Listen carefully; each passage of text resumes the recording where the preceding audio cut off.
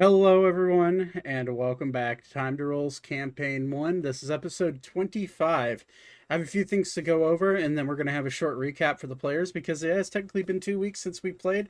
So, a few things. Last week, unfortunately, I had to cancel because of my truck deciding to just kind of stop working, and I was 3 hours away.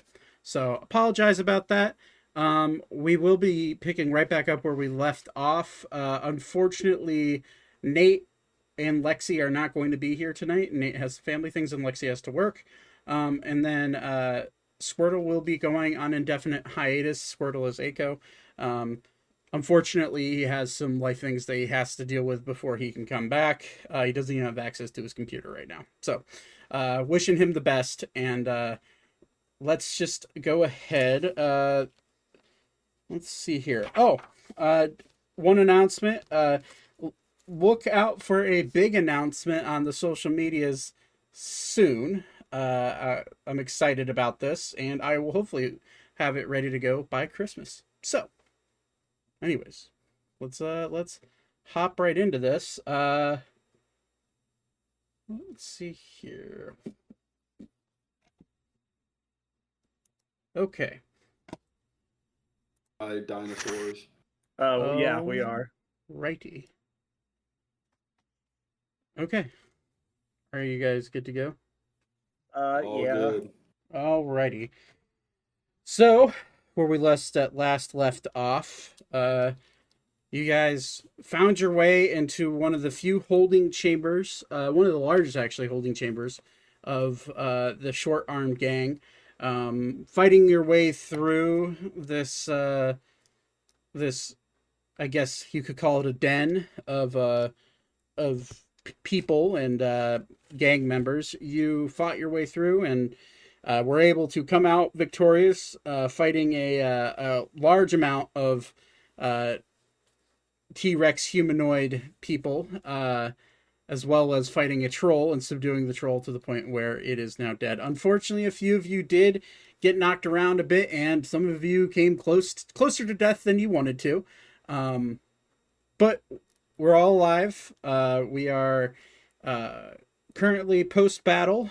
For time of day, it's probably around 2 or 3 o'clock in the afternoon. And the rest of these chambers are yours. What would you guys like to do? Honestly, is there anything fancy that I can find in the room I'm in? And you're in the one to the left. No, this is just kind of a soldier's sleeping quarter barracks type of deal. You can roll an investigation check to see if there are like foot lockers if you want to try to check those, but that's really about it. Anyone? You after going through a few of the foot lockers, you do find more ammo for flintlock pistols. Really? We'll just say, well, the 21. Yeah, we'll say you found 40 more shots of flintlock pistols for flintlock. Going through the collective foot lockers and the cabinets over to the top. So I'm gonna just take a quick look around for any secret doors or passages that. okay, roll an investigation check for me then. 15. You look around and there's not a whole lot to this chamber. There's you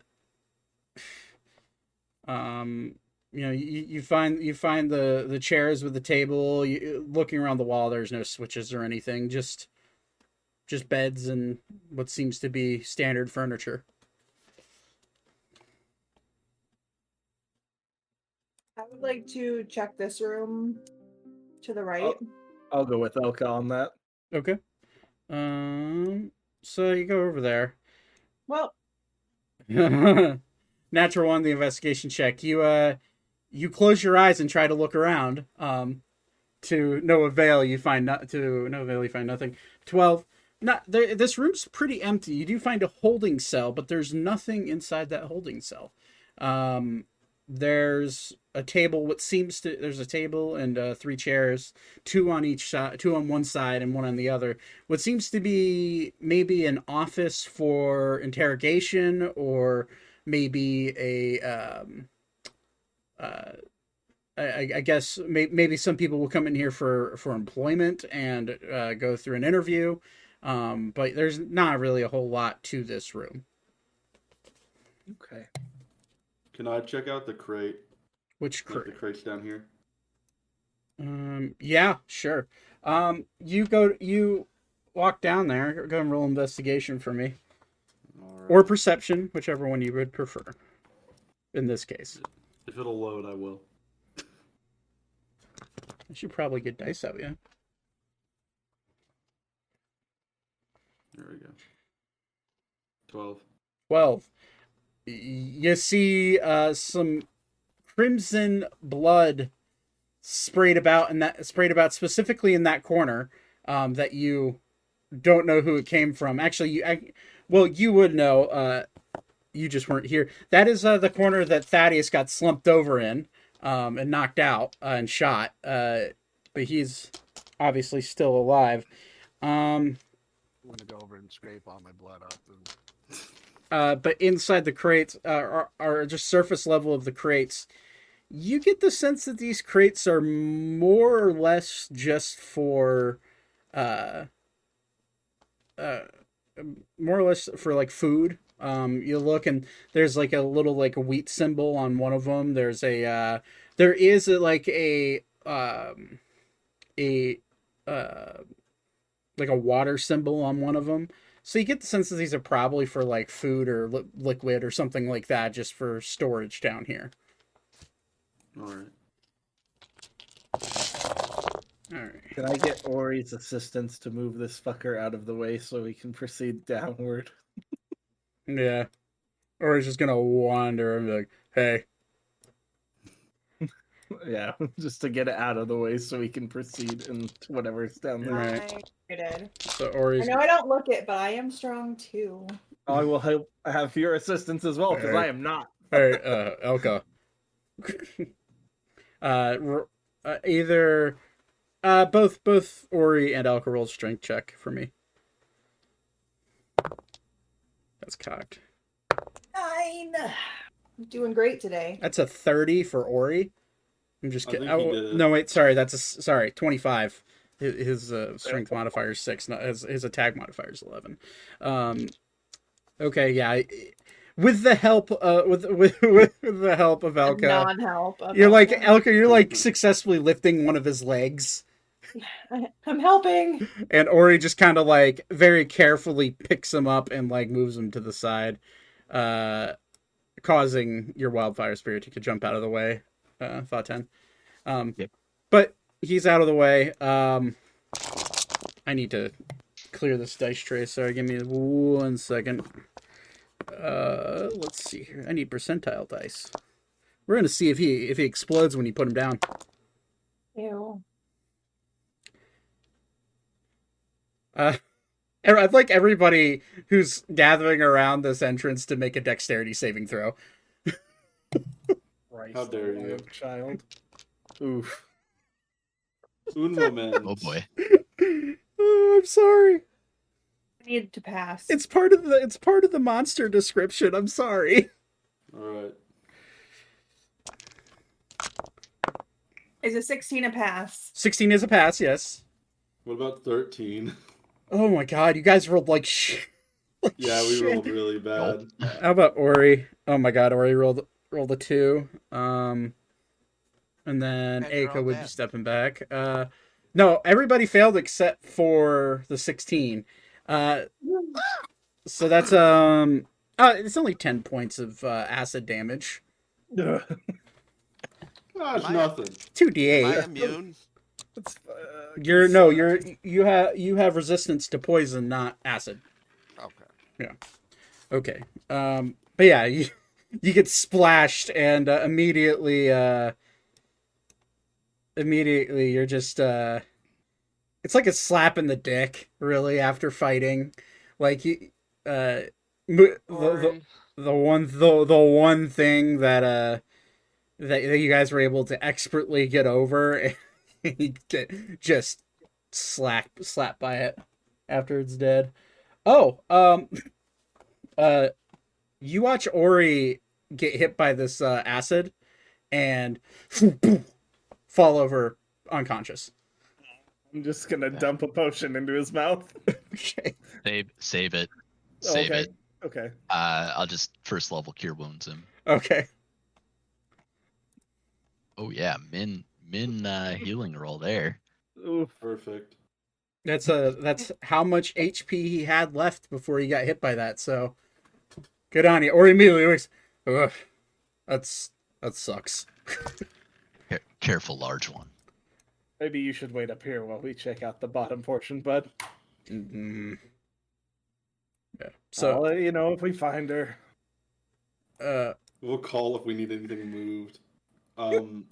Ori begrudgingly sits down. He's gonna take a short rest. As I'm going down these steps, can I check for traps? Seeing as your friends have already walked down the stairs, no. Well, maybe they shouldn't have been so fast. But I mean, that thing came up the passage last time, so I'm not too worried about the traps. but luckily for you, there are no traps in this corridor. Wonderful. If there was, that thing probably activated it when it barreled up the hallway at us. So. Right? That was my thought too. Well, I'd like. well, maybe the pressure plate was lightly activated. I would like all of you to make a perception check, or no, not perception, intelligence check. See to see something. 18. Okay. 23. Oh no, my worst stat. It's also mine. I have a +1. 10. My best stat. And what did Vaten roll? A 10. 10. Yep. All of you, actually no. So Zane, Thaddeus, and Elka, in the heat of battle, you seem to have remembered that there were multiple darts sticking out of the troll that barged up through that hallway.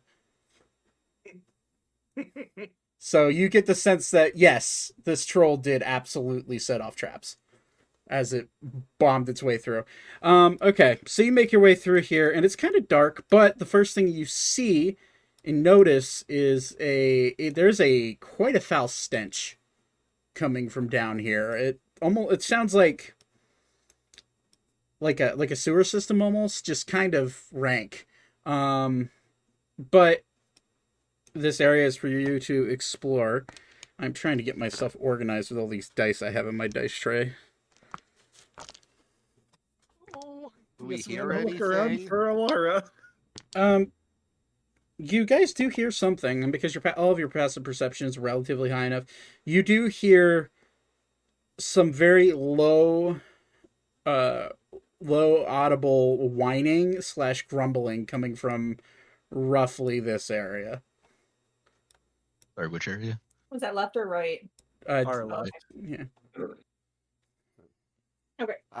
I'm gonna pull my hood over and go invisible Okay. and move to here. Can I go into stealth? Roll stealth check, yeah. I'm gonna 21. Okay. just kind of hang out. Beep. Yeah, I'm gonna wait. I'll just Seeing move to this Thaddeus- corner. Seeing Thaddeus go invisible, I'm gonna try to block him as far as hearing is concerned. Okay. Because I have an 18 passive perception. But I can roll if you want me to.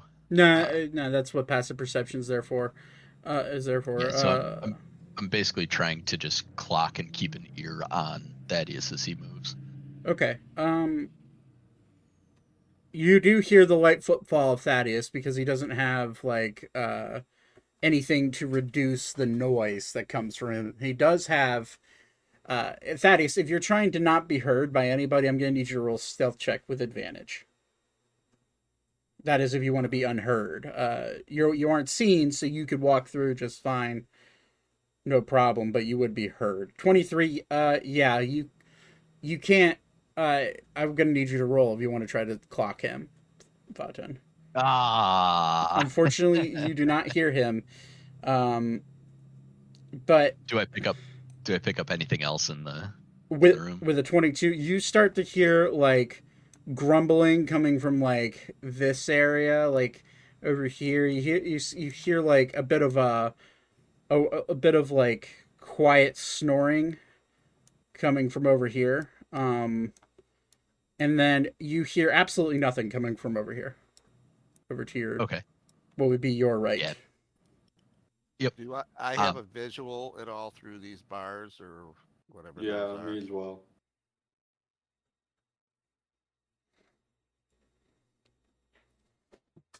Sorry, you have a visual through which bars are you looking for? The ones I'll by look my to the head. south one. Okay. So the one to your head, yeah, you do look in and you immediately see what looks to be a humanoid man, but he has like goat/deer type legs, very furry, and he has little tiny horns coming out of his head. Do me a favor. He's on the ground, sleeping, just kind of like curled up in a sleeping position. Um, Is his name Mr. Tumnus? no, unfortunately, it does not. Okay. And then for Beep, you immediately clock into this what would be uh, the bottom cage. I'm struggling to figure out how to switch layers. And you see a large dog, black dog, that is, it looks like a bull mastiff. And then you see behind it a small ice colored, like silver bluish colored horse sleeping together inside of this cage. And you immediately clock that the low whining is coming from the dog.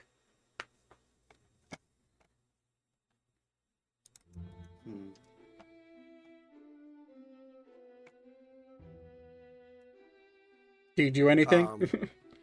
They are unaware of your presence. Actually, the only one that is aware of both of your presences is the dog, because of his smelling capabilities. But he doesn't seem to mind.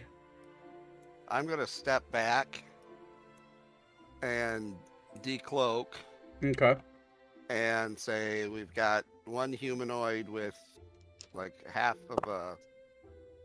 He's got like he's got like antlers and hoofs on him, and then the other one there's like a dog and some ice creature. Anything else further down, or did we not look yet? We didn't go that far. I just thought I'd let you know. Okay.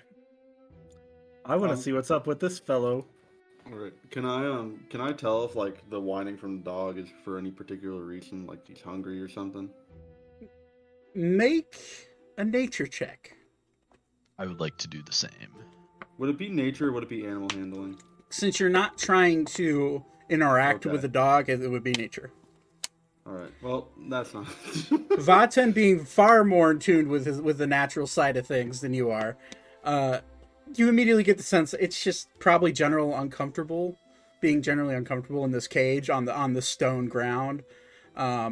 Although you do see, with all the perception, and Vaten specifically with your passive perception, you do see that when the horse cuddles up closer to the dog's whining slows down a little bit. Interesting. Does it appear that their cells are locked? With your it's very clearly that all these cells that you see are locked. You can see a giant padlock on the front of each cell. How friendly do those two seem down there to you two? Beep. This one is unsure. This one thinks that they are friendly to each other, at least. I mean, if Why we do can you say figure it a so way, sensually? I mean, if we can figure out a way to get them out if they're not going to hurt us, I would be okay with it. I'll go ahead and pull out a chunk of the wyvern meat that I have, and hold it out to the dog. Roll an animal handling check. 16. And your arm It disappears. rolls with disadvantage. It smells it and looks at the horse, looks at you. His teeth start to bare a little bit, but then he slowly closes his mouth, puts his head down, and then very quietly and very calmly wanders up to you and just very gently takes the meat out of your mouth, or meat out of your hand into its mouth. I try to give him scritches if he even looks. I'm going very slowly, and if he even looks even remotely skittish at that, I will pull my hand back. As you go to pet him, he leans his head up into your hand. Aww. Oh, he seems friendly. This one thinks it is friendly. Is the horse friendly? The horse will stand up and walk over. What do horses eat? Apples. Carrots, apples, fruit, veggies. Like, Does anybody do you have here? any on you? Does anybody here speak Sylvan? I think I do. I think I do. Yeah, I do, actually. I do not. You'll hear a direct line in your head, and the horse is looking directly at all of you, and it says, "If you can understand me, let us out. Please. My friend and I, we've been here for ages. Please." You're not gonna hurt us, are you? We're not with the other people that were up there. They're all dead. No, if you're here to help, we'll help you even. Okay. Thaddeus, let them out. Those two. Do we have the keys? Nope. Okay. You Thaddeus, Can we search any of the dudes for keys? all of you. No, you detailed searched the people, and none of them had the key on them. Alright. I'm going to first check for traps, and then I'm going to attempt to pick locks. Roll an investigation check for the traps. What the heck? What the heck? Okay. Investigation. Okay. I'm gonna try to open it. Roll a thieves tool check for me then. I'm gonna be, obviously, as always, kind of standing by just in case anything does trip, with a cure wounds, just in case. Mm-hmm. Right. With a dirty 20, as soon as you put your key into the hole, you see the lock light up, and then the keyhole, as you stick your key in, slowly starts to shrink around your key, or around your lockpicks. And I'd like you to make a dexterity saving throw.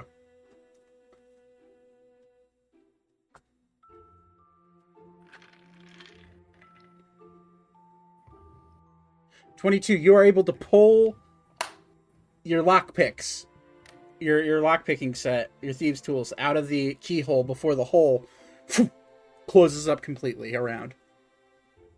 You Okay. immediately get the sense that these padlocks are magical. Kids, I think this has some magical ability. It almost swallowed up my tools. I'm gonna take my crowbar out and hand it to Elka. You're up. Oh, okay. Go break it. I'm just gonna go ahead, and I know it won't do much because it's not the actual heat metal spell, but I will go ahead and produce flame, Okay. wherever Elka is about to pry, and just kind of try to hold a flame up to that spot for long enough to make it at least a little bit softer. I'm Okay. gonna put my hands on the metal, and my flame from me will warm it up. Okay, I'm gonna need. If you're trying to delicately heat up this metal without making it fully heat up like heat metal, I'm gonna need you to roll. Make it under. Oh, I mean, if it fully heats up like heat metal, I don't give a shit as long as Oh. nobody's touching it. Okay, so you're trying to go for the lock then. I'm trying to use produce flame where I would rather use heat metal. Gotcha. Okay, you put the flame up against it, and you immediately sense that there's no effect. Okay. Maybe a spell more powerful would help, but produce flame is not doing anything to it. That's what I was afraid of. Could I attempt to dispel magic? Yes, you can. All right, then I do dispel magic.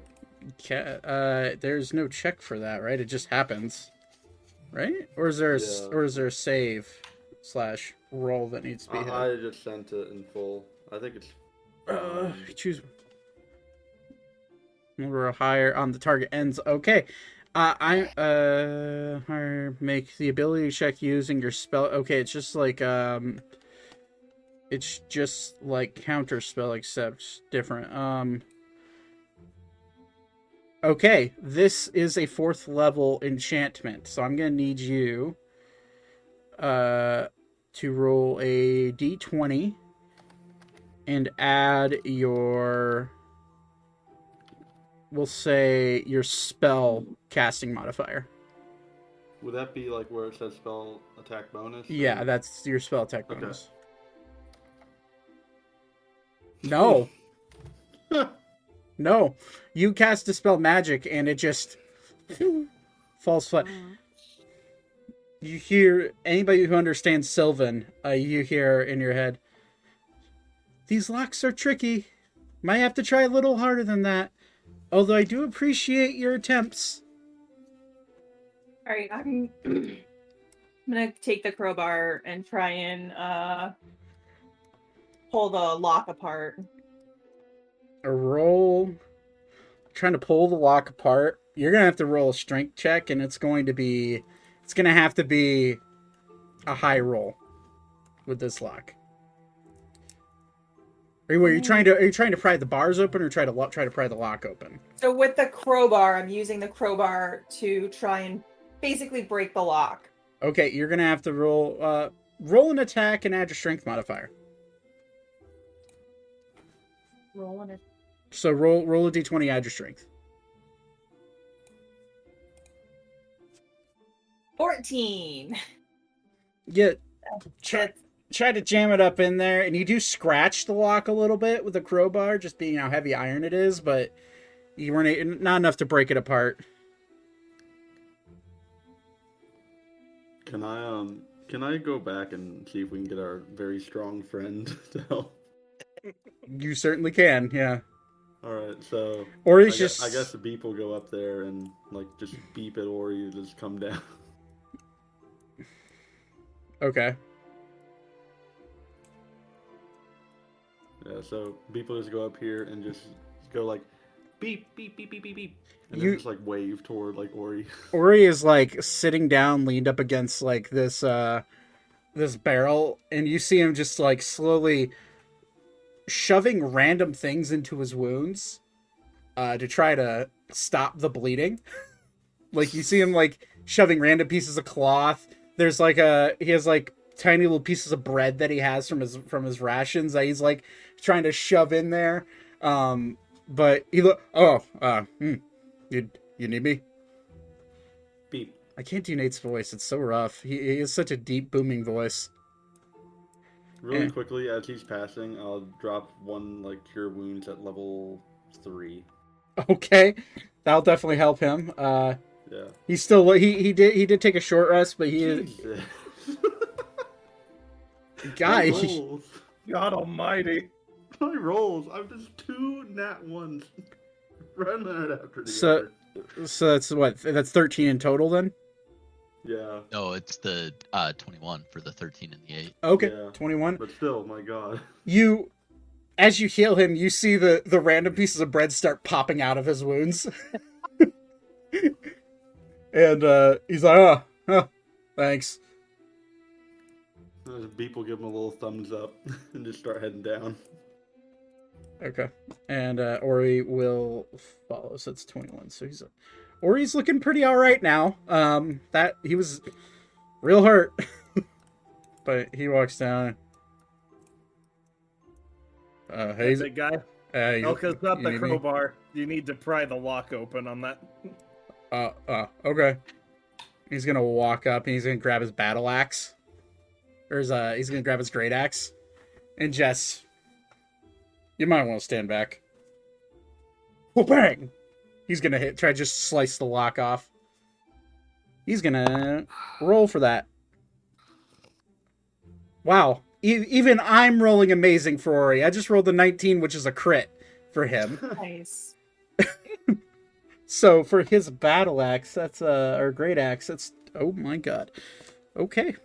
God, this is stupid. That's 9 times 2, which is 18. Which is a 30 to hit, so he hits the fucking lock, by the way. So it's 18 plus, that's a 30 points of damage, and he just smacks the shit out of the lock, and the lock snaps in half, breaking it open. We might need you for a few more. We don't know yet, though. Okay. I'm gonna open the door and let him out. And immediately the dog runs up, and as you take a closer look at this dog, it's a little bit more odd than you initially realized. Its teeth are a lot longer than you realize, and as the door opens, it just looks at you, but its tail is wagging, looking at you. I'm just gonna give it a little pet. Off you go, boy. And it just like shakes its head, walks out past you, looks at Ori, walks up to Ori, puts his paws, which as it puts his paws up on Ori, its paws stretch. You see the dog growing as it comes out, and it puts his paws up on Ori's shoulders and gives him a kiss on the face. This dog. God. This dog is massive. I could ride this thing. You could. Fenrir. New mount, new mount. And the horse walks out. And as it walks out, you see the horse open its mouth. In common, it says to you, "Thank you very much. That cage was preventing me from talking, but it didn't stop me from saying stuff in your head." Well, get out of here. Be quiet about it. We Be can't free. guarantee that there are not more of them out there, but Perhaps we Okay. should ask if they've seen Ilara first before we oh, true. let them have, you, leave. have you seen a pink goblin girl? Pink Goblin Girl. Not down here. Although we were captured not too long ago. Me and Thrall here.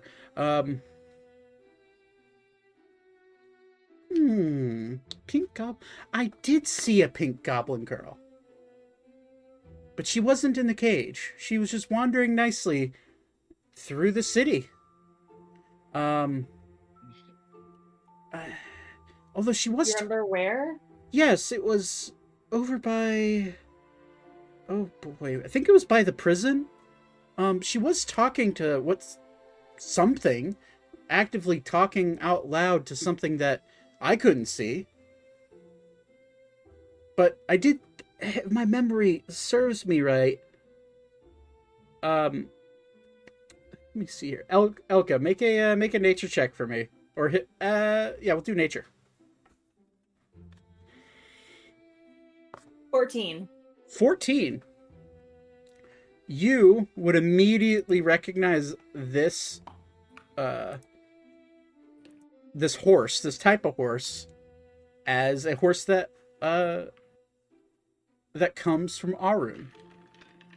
It was a horse of the kings, or otherwise known as a Valinar horse or steed. It is a hyper intelligent creature that rarely leaves Arun, but when it does, it is said to be a almost an omen of good luck. So most of the time, whenever these creatures leave, it brings good things behind it, but they are highly valued. You know that they probably would be highly valued by someone who would be dealing in illegal trades, like illegal pet markets, that type of thing. Okay. I'm gonna walk up to it and speak to him and just be like, sweet creature, what are you doing out of Arun? Oh. Hello. Long story. I came here with a friend, many years ago. He's known by many different names, but I think his most common name is Leon. Oh. Yes, Prince.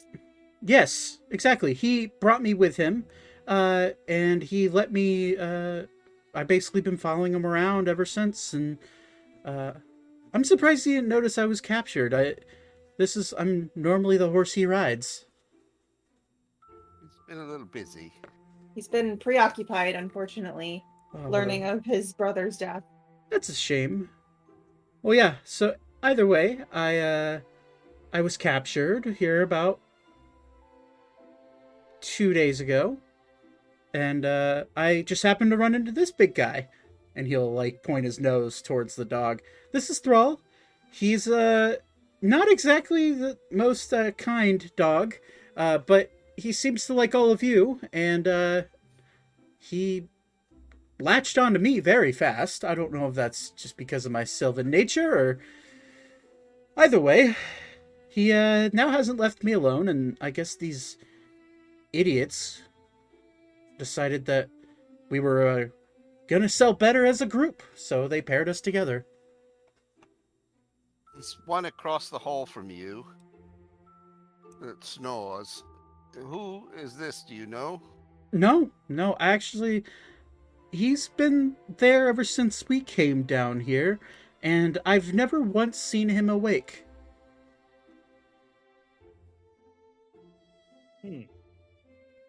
Interesting. Interesting indeed. Are there others further down the hall that you're aware? I haven't been past this wall, my friend. They let us in here, and all I remember is being tied down and stored in this weird contraption. It shrunk me down.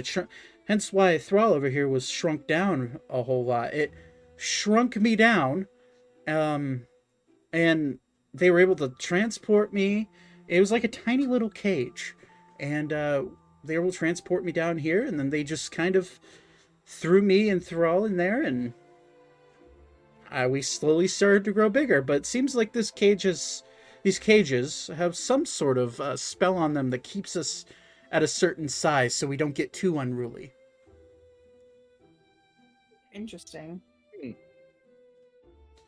I wish I could look more into it, but I've only had 2 days here. You should go wait with the rest of our friends up the stairs here. We'll get you two out of here, though. I appreciate it. Be sure to be careful. I've heard some noises coming out of these cages that probably aren't from very nice creatures, but they could be. But be careful. Come on, Thrall. And as he starts to walk away, Thrall does not follow. Thrall immediately looks at you, Zane. Yes, puppy? You speak Infernal, yeah? I do. Does anybody else speak Infernal here? I don't think so. No. You're gonna hear... Dad? No. Dad? Me. I'm not your father. Dad? No, I'm sorry. And you're gonna see his face slowly start to change to where he looks more cute, and he's gonna like do big puppy dog eyes. Dad? Can you I'm go gonna away look with at Horty? Zane and just be like, "Wow, he really likes you. He keeps calling me dad. I don't know what to do. Have you Never. spread your seed in a way that you wouldn't remember?" No.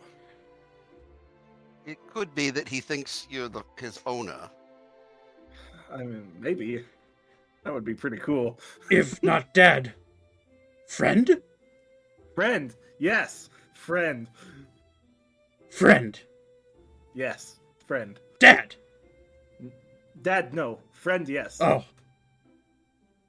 I'll And be he, your dad. and he slowly starts to shrink down a little bit, and he just like lays down at your feet, tail wagging. Oh, you Aw. good puppy. Zane, if you so choose, I want a puppy. you may adopt this creature. It is known as a shadow mastiff.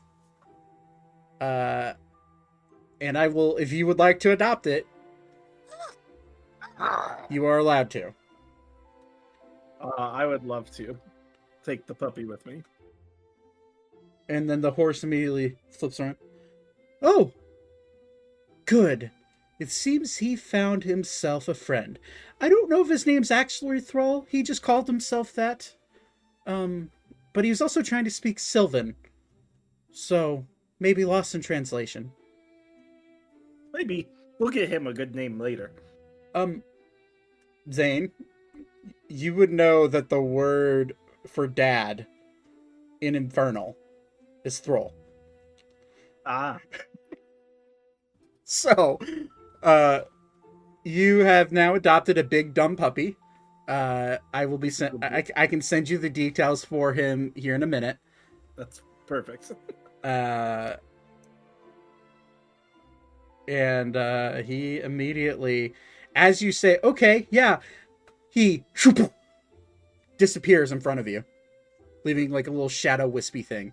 You immediately get the sense that he is very similar to your trident. Okay. And then he pops back up, but he is a tiny little puppy, and he pops up on your shoulder. Oh, You feel his tail Little like smacking scratch. the back of your horn. I'll give him a little scritch. He just leans into it. You now own a Shadow Mastiff. To give you a little description, a Shadow Mastiff has the ability to change its size to whatever size it deems. It can go all the way down to a small creature, and it can change its size all the way up to a huge creature. It can also Right. blink out. It can also blink out of existence and return to the realm that it was originally born in. But once they find masters, they generally prefer to stay by their side. They will be loyal to the time they die. Okay. So you now own a duck. The I horse, now own a scary puppy. the horse will just like wander past and go up.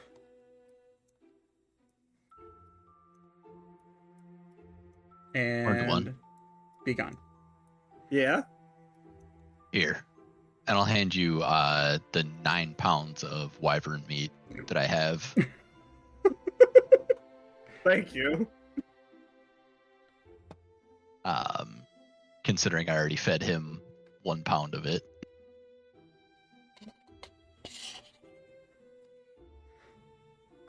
He looks right at you, Vaten. Friend, he says in Infernal, but you can't understand it. Yeah, I don't speak it. You just hear Yeah. random mumblings. He called you friend. Zach, can I Mhm. ask what the word for friend is in Infernal? I'll just tell him. You can, yeah. Yeah. I will teach everyone here the word for friend in Infernal. Which I have to look up my translation. I have a whole I have a whole language guide for this world, so just give me a second. I was gonna say I do not know it, but you do.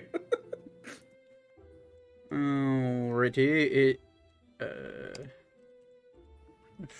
friend in friend in Infernal me is Ungane. Maybe that can be his name. How do you say puppy? Puppy. Umdwane. UMDLWANE. Just gonna call him that. If you're curious, my translation for Infernal for IRL languages is Zulu. So if you ever want to figure out a word, you go to Google Translate, and Zulu is Infernal. Out of curiosity, which one is Celestial? Celestial's Latin. Okay, I should have figured that one. What's Yeah. Sylvan? Sylvan is, oh god, I think it's French. Ah, je suis parlé en français. Yeah. Except it's more of a, it's definitely more of a Parisian dialect. So very, very rough translations. Mm. It's like a combo between French and Gaelic. There's a few words that intermingle. Okay. Because Sylvan, canonically in 5e, is very close to Dwarvish. Which Dwarvish is Gaelic. So. But anyways, you now have a puppy. Yeah. Zach's brain at 1 a.m. in the morning trying to figure this shit out. But, so you see this sleeping in... Yeah, Elka, you would recognize this as a satyr. It is also a creature from Arun. You would also know that satyr generally are wandering creatures, very much like Harangons are. They sometimes tend to leave Arun. But you also know that they sleep a lot. Like, days on end, a lot. But you do hear, I'd like in fact, no, your dog immediately nose to the ground starts, like, jumps off your shoulder, Zane, and is like nose to the ground looking, and he's like sniffing, and you hear a very quiet whimpering coming from the end of the hallway. Oh, check it out. See what happens, I guess.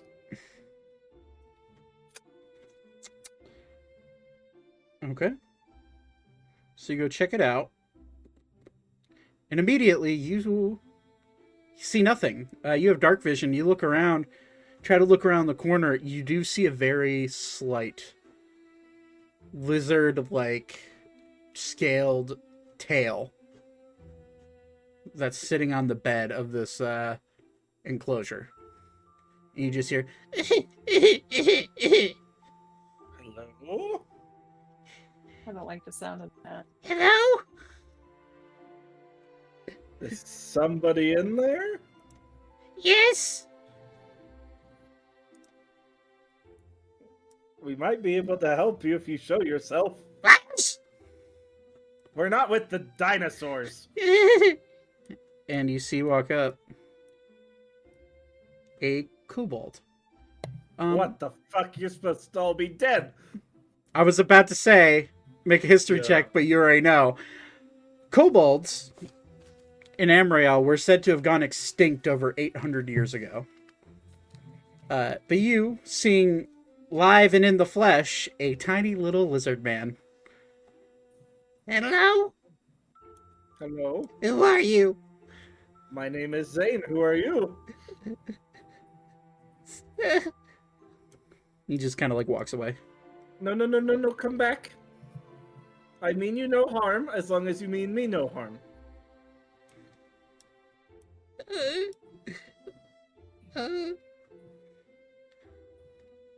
Hi, Hello. Larry. Larry. That's a nice name. It's Short, nice to meet you, Larry. short for Larry Axolotl. Ah. Are you a friend, Larry? Yes. Are you lying to me, Larry? No. Can Yeah, can I I want to charisma check? Roll an I insight do check. that? Yeah. I'm staying far enough back that I don't think I would be able to insight check. Otherwise, I would. I rolled a dirty 20. He seems to be telling the truth. He's Larry, not. if I let you, how like where do you live, Larry? I thought all the kobolds were dead. And he like kind of like points very shakingly, like behind you. Over there. How long have you been here? Days. But you live here, Yes. so Ori can break Larry out of the cage. Well, okay. I'm gonna step back. What the Use what? fuck? What the fuck is that thing? That's a kobold named Larry. Don't break him. Can I? He's Can I friend, kill? friend, Can I? friend, No, friend. friend. Hey! Can I kill you? No. No. Please no. Sorry. Okay. And he's gonna take a swing at the lock. The 21 to hit, which just barely hits this lock.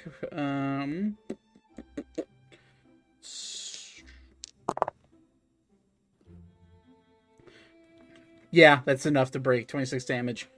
He slams into it and immediately, like aiming for the weak point, and he slams open the lock.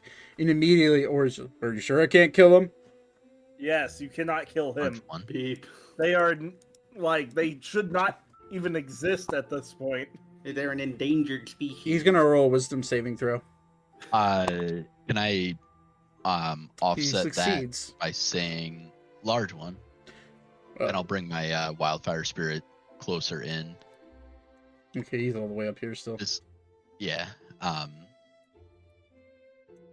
This one's newt has not much longer on this plane. You may kill it. Oh. I guess that works. He's gonna walk up with his glaive. You see his eyes glow red, Vaten, and like steam start to come out of his nose a little bit.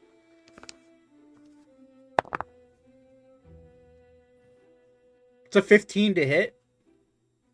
I don't think so, but let me double check. Who is Ori attacking? The wildfire wildfire spirit. He's attacking you. Watch him. Oh yeah, no. Armor class is 13. Cool. He's attacking with his glaive, which is a. Whew. Why did I give him this shit?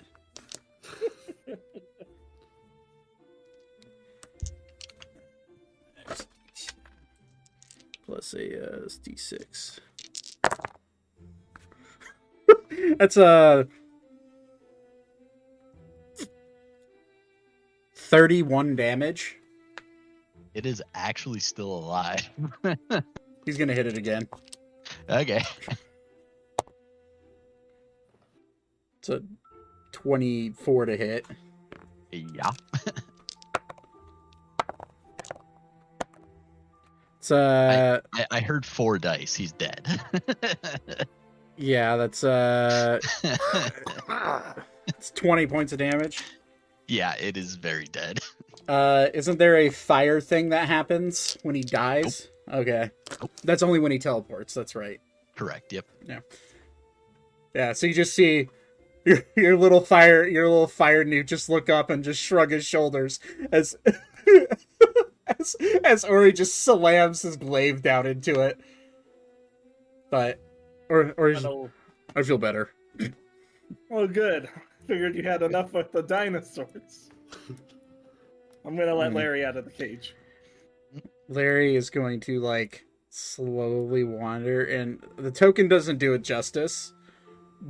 but Larry looks decrepit.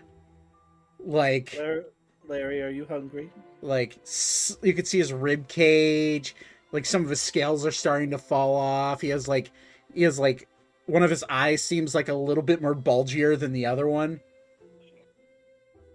Kind of looks like a drowned rat, almost. How Can they big is eat he? Can they eat raw meat? Yes. I'm gonna hand him 1 pound of the wyvern meat. He looks at it, and his other eye gets just as googly and bobbly as the other one. And he just rips into it.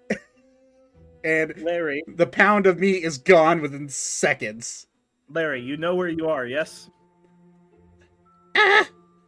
Home? Yes. Do you know where the library in this town is, Larry? Town? Yes. What's a town? Oh God, Larry, I have friends waiting this way. I'm gonna escort him to the stairs. He's slow. Hold on. Wait. Mhm. I feel like I need to do this.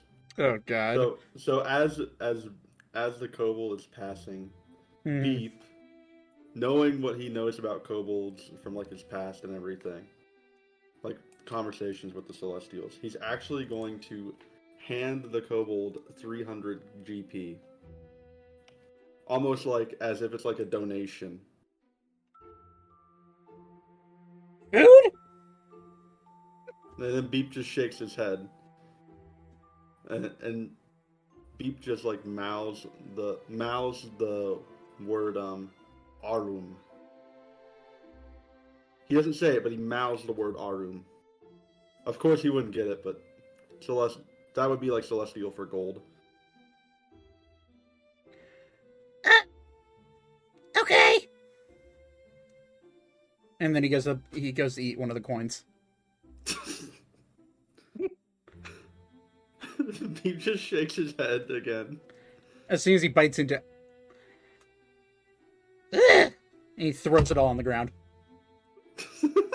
You buy things with it. He just slowly walks past. Pushes Thaddeus out of the way, sort of, as much as he can. Like he's so goddamn weak. Beep's just gonna pick up the gold and just shake his head. I'm gonna lead Larry back to the stairs and then get him, send him up to Aiko and the others. Okay. That horse and the kobold are gonna have such a great conversation. I know, right? As he goes to step up the stairs, he goes to lift his foot up, and immediately his claw hitches on one of the stone pieces and falls flat on his face. I'll go pick him up and help him up the stairs. Old man. Back up again. Yes, I will help get you up the stairs, Larry. Okay. He slowly, with advantage, he'll roll a dex check because you're helping him. It's a 15 plus 0, so yeah, he makes it up just kind of sort of fine. And as you help him up the stairs, Zane, you pop out, you see the horse, and you see all the dead bodies, but you do not see an Aiko.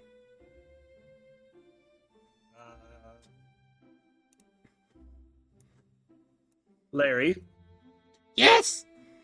I'm gonna walk over to this dinosaur person. You see this? Yes. You can eat this. Okay. And he just jumps up and just starts ripping into it. Oh. The horse watching in devastation. Oh my! I did not catch your name, horse. Make Tell sure him- make sure Larry here It's- doesn't go anywhere. Make sure he doesn't eat the big thing. Yeah, and don't let him eat this green acid troll. It's Magni, but okay. Thank you. I'll be right back. Okay. And you I'm just going back to my you friend. just hear ripping and tearing from behind you, just feral, just ripping into this thing. Everything's good. Aiko's missing. Where did Tree Sleeper go? I do not know. He was not up there when I got up there with that kobold. Great. Did you return to the surface? It's possible, but I didn't go looking. We should finish checking out the cells, and then we can figure out what to do next after that.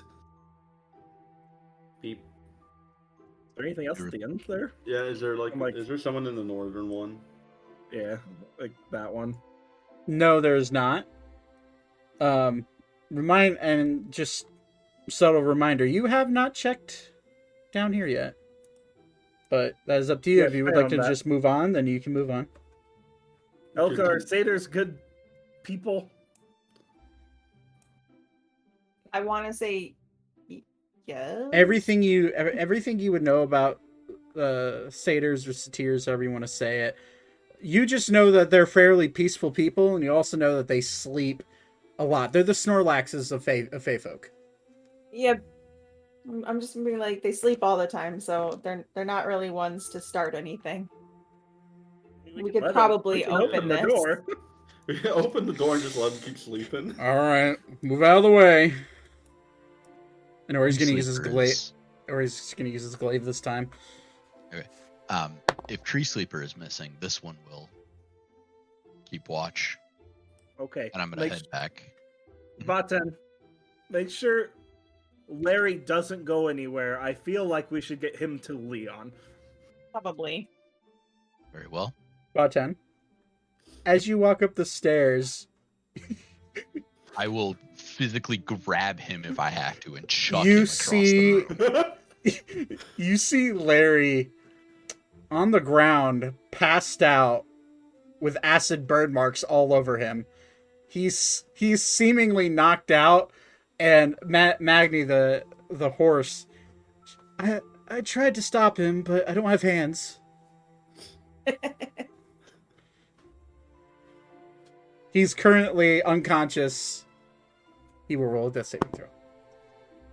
Cure wounds. 6. I will go ahead and very, very grumpily, if I can do so in like 6 seconds or so, tie him up and sling him over my shoulder before casting Cure Wounds on him. That's a 7 on his second death save. And then, yeah, I if I have him Yeah, at least somewhat reasonably restrained. Yeah, I'm gonna say you can restrain him, and is 10 total then? Yeah, 10 total. He immediately jumps back. I assume he's dragging him over there. He immediately jumps back to life. That was spicy. That would have killed you. This one.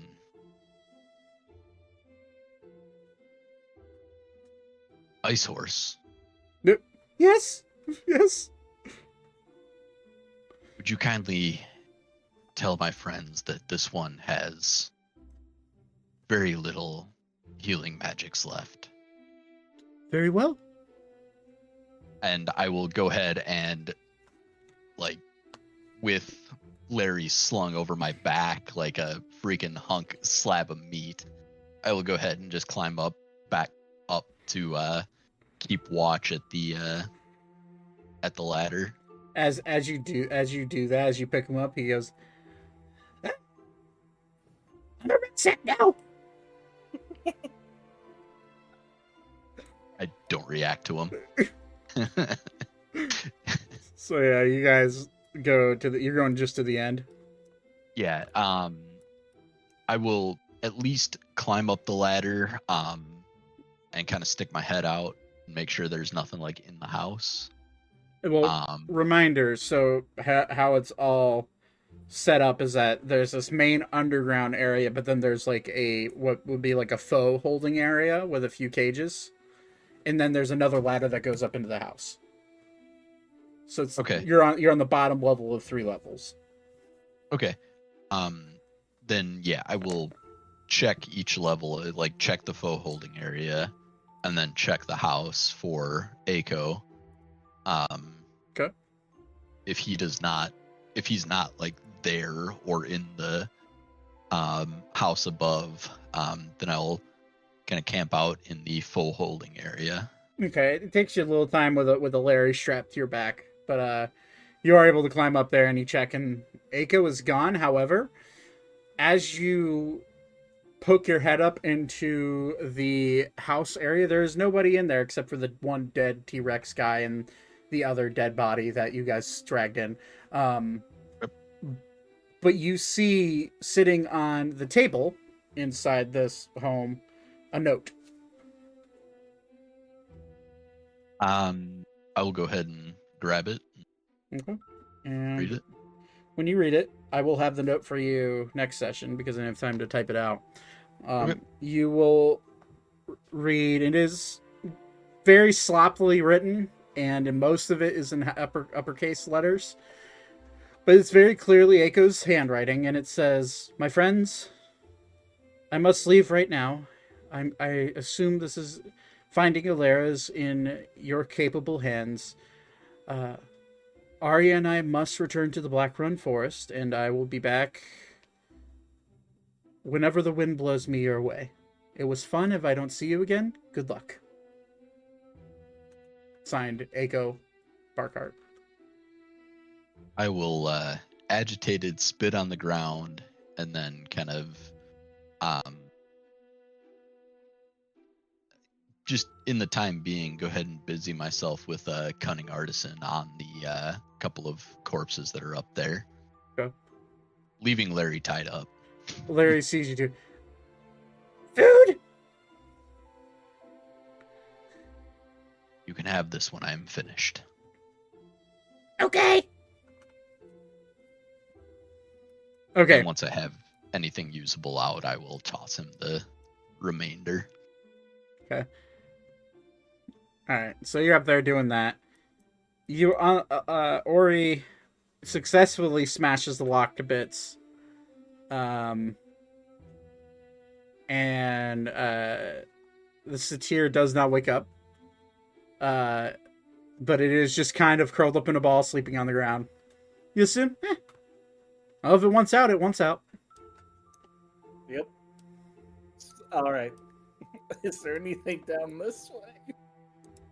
You peek in, Zane, and you immediately recognize this creature. It is a turtle. And at some point, I'm sure I don't even remember his name because I'm in Vaten mindset and just remembering Ice Horse. I'm sure would have gotten back and said as much to everybody. So Yeah, I'm just for the sake of that, the horse does like trot back down the stairs very carefully because horses have a very hard time going downstairs. But it does slowly make its way down and tell you guys what Vaten wanted. But you immediately see a turtle, and it is laying down on its shell, and immediately like, I don't know who you are. I don't want no trouble. We don't want trouble either. Oh, If we let you out, is there going to be trouble? no. What's your name?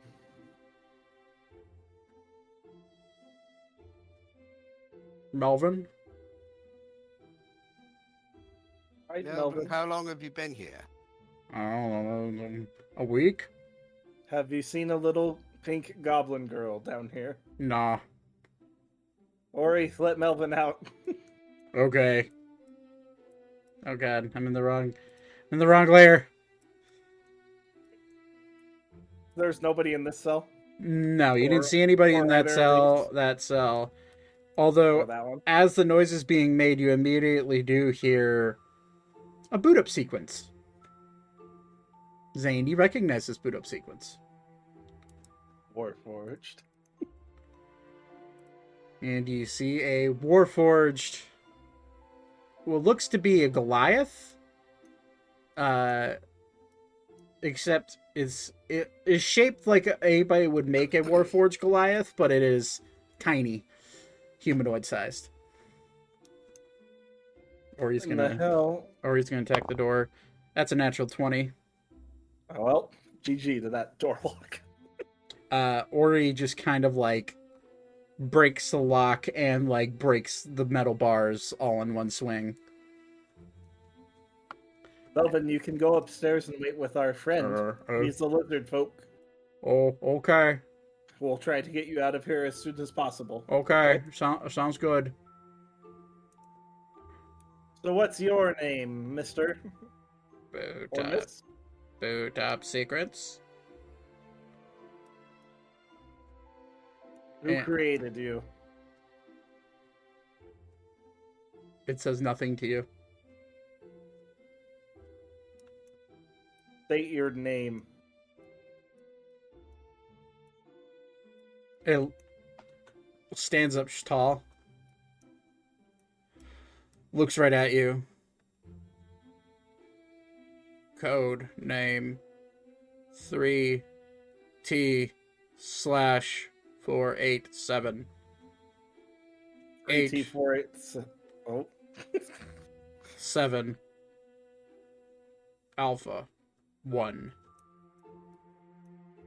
Are you a friend? Says nothing. Friend or foe of Ebrax? Friend. Did we kill you? No. God forbid, do not attack this thing. Unless you want to die. Initiating self-defense. No, Sequence. we are friends. We are friends. I am from Ebrax. These are my friends. Initiating escape. And you see its hand turn into go from like an actual like armored hand to like a cannon. And Oh, fuck. I'm gonna get out of the way. Shreds the door. One shot. Should have gone this way first. Right. 3T. Return home. Passcode. A1 sauce. 3T, just return to Ebrax. Can Beep walk up and just beep at it? Yes. Beep, Beep. beep, Beep.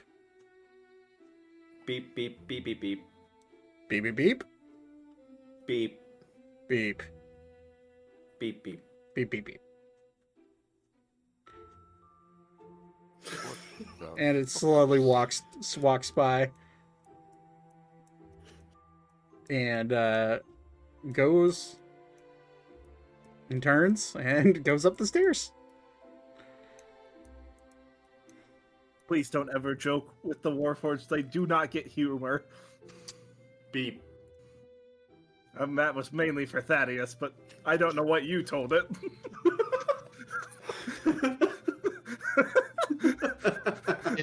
Is there nothing in the cell?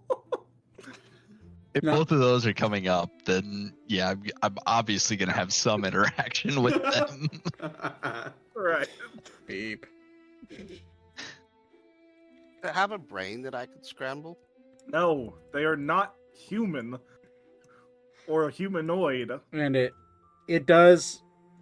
Vaten, you hear initializing drill. And you hear something metallic just grinding through the earth. Thaddeus, let me explain something to you, since you are not familiar with those. That particular type of Warforged has a disintegration beam. If it so chooses to wipe you off the face of this planet. Yes. Don't attack it. Oh, Unless you could have told me that before. You can't just walk up and be like, can I kill things? Ori does it all the time. Well, at least he doesn't announce Yeah. it before he does it. You looked at Ori? Yeah. You look like you could harm a flea. In the Warforged, Vaten, you hear metal scraping on the rock underneath you, and it shoots up into the floor of the house. I'm gonna stop what I'm doing immediately and turn around and look and realize that, or can I tell that it was rescued? Make a survival check.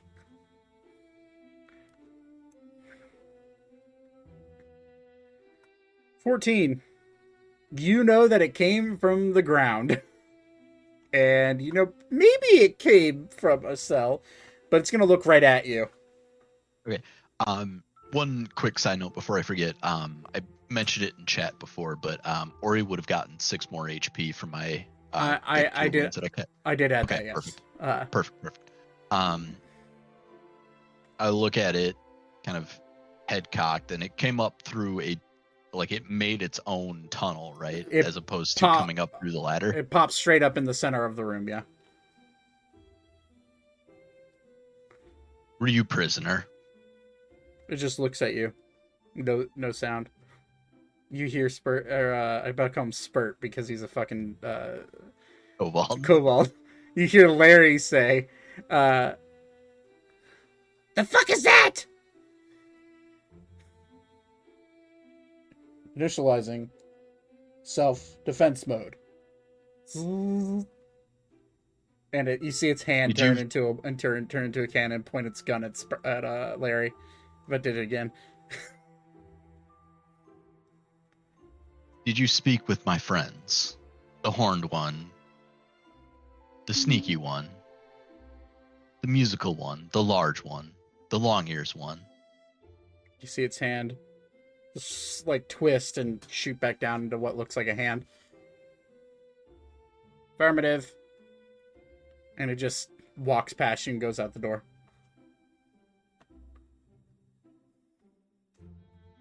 I don't think that was a normal Warforged, my friends. It was not normal. Yeah, Zane, you would absolutely know that Warforged have a level of sentience to them. That one was not. That one looked like a Warforged. From what you can gather, was a Warforged, but it was different. And had a lot more bells and tricks to it than a normal Warforged would. But it is now gone. Nothing in this cell? Nope. As of right now, all the cells are empty. Well, shit. I don't know what we should do, friends, but I don't think we should stay here. And I don't think we should stay in Carrot Town. I believe we should try to get out of here, rest, recover, and then maybe go after the main warehouse on the river tomorrow. Sounds like a decent plan. We can get the horse out of here. It'll probably need help up the ladders. Or he just kind of shrugs his shoulders. Whatever. It's the best He's plan. not going to freak out about Alara, about waiting to find her. I mean, we're all beat to hell. I don't think we can do much more. You get the sense from Ori that Ori is actually rapidly getting calmer, because he individually checked each cell. She's not down here, so as far as he knows, this is the cell. These are the cells that newcomers are held in. And Alara disappeared just recently. So in his mind, there's a potential that she's definitely not even around and kidnapped and or captured by these people. But he seems really tired. Ori, we'll hit their main warehouse tomorrow on the river. He just nods, and we need you to get the horse up the ladder. And we need to get that and the kobold to Leon. The real question is, how did they get the horse down the ladder? We don't ask the question. Push it. The answer. I mean, I kind of said it. They had tiny little cages that they shrunk the horse down into. They Oh, yeah, yeah. pokeballed it. Essentially, yeah. Pokeball the horse. So Ori just kind of like walks up. As you guys walk up these stairs, you see nothing but bones on the ground from the T-Rex that you pointed for Larry to eat, Zane. You also see acid everywhere, and Oh, sweet Jesus. and this thing half-eaten. Good God.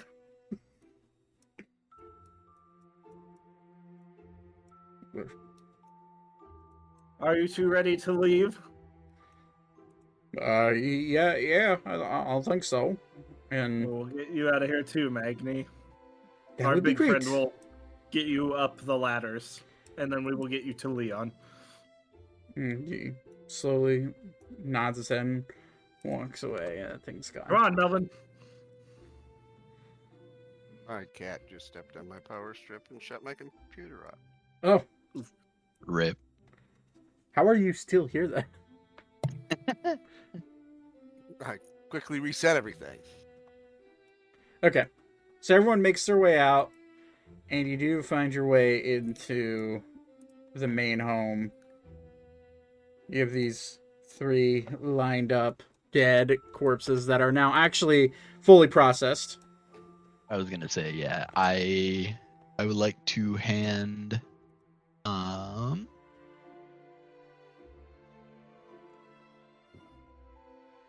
E4.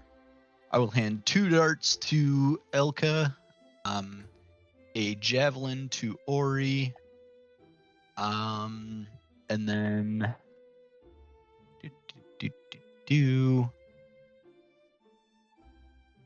I not do? I guess I can't do arrows as rules is written. I mean, we got rule cool, so if it's cool, I'm fine with that. It would just be arrows to Thaddeus. Oh, okay, that's fine. 1d4. Yep. Reasonable. I'd say so. Two more arrows to Thaddeus. All right. Thank you. You guys climb up the ladder in the What the hell happened up here? It's a giant hole. the horse, as it comes up into the room, grows one size. Oh, good. And Larry is also still hog-tied like a freaking bundle of meat. Pretty Hey! close to the. Larry, Yes! when we leave here, you have to be very quiet, or you are going to get killed. Okay!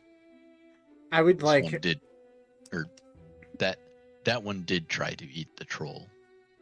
We noticed. Speaking of that, I would like to say something really quick. Acid damage for the troll, if you attack it, is 2d8. Larry's total HP is 6. Oh my God. Oh geez. I rolled 10 damage. Oh my Oh God. jeez. He was 2 HP away from just getting fucking evaporated. Oh boy. But he managed to eat half of it before he got hit by poison or by acid, so that's pretty You neat. know, if all kobolds are like this, I can understand why they're dead. It's Yeah. a very easy thing to understand why they went extinct. Should we put something over its mouth? Hopefully. Yes. He's already hog-tied. He's not going anywhere. Right, but keep him quiet. Gag him. You're gonna gag the kobold? We'll make it so he can't open his snout to make noise. Yeah. So you're gonna alligator tie his duct tape Yes. his mouth shut? Absolutely. Roll a dex check for me. He's squirming hard. I don't want it! Can that be with advantage because he is hog-tied? Yeah, with advantage. Yeah. We'll see if he beats you. 20. Well, he has nothing. So actually, he has a -2 to his strength. So yeah, you beat him. Oh, good. Larry, just be. Larry, no, Larry, listen, listen. No noise when we leave here. We have to be quiet. Larry, Quiet no. boys get lots of food. Make a persuasion check with advantage.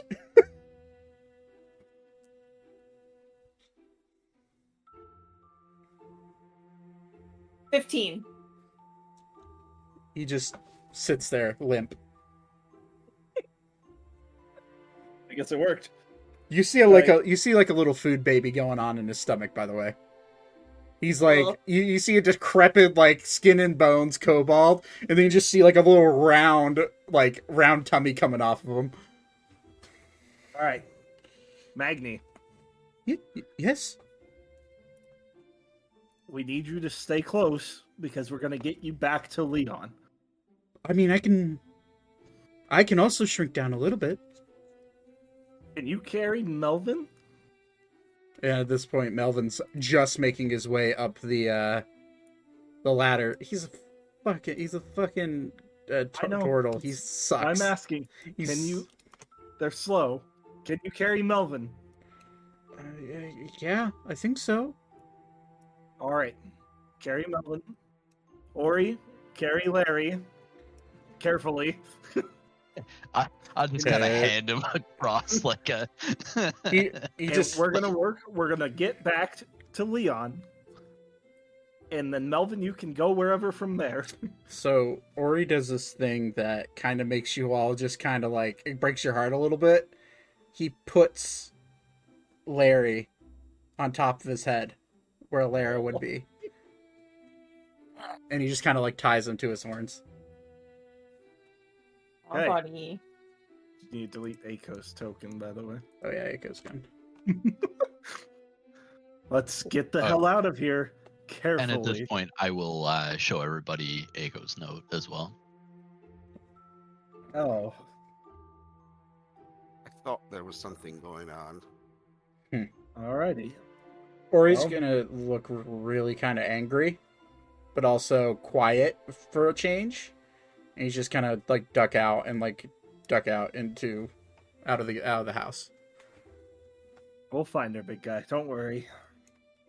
One would rather not use this one's final bit of magic for stealth purposes.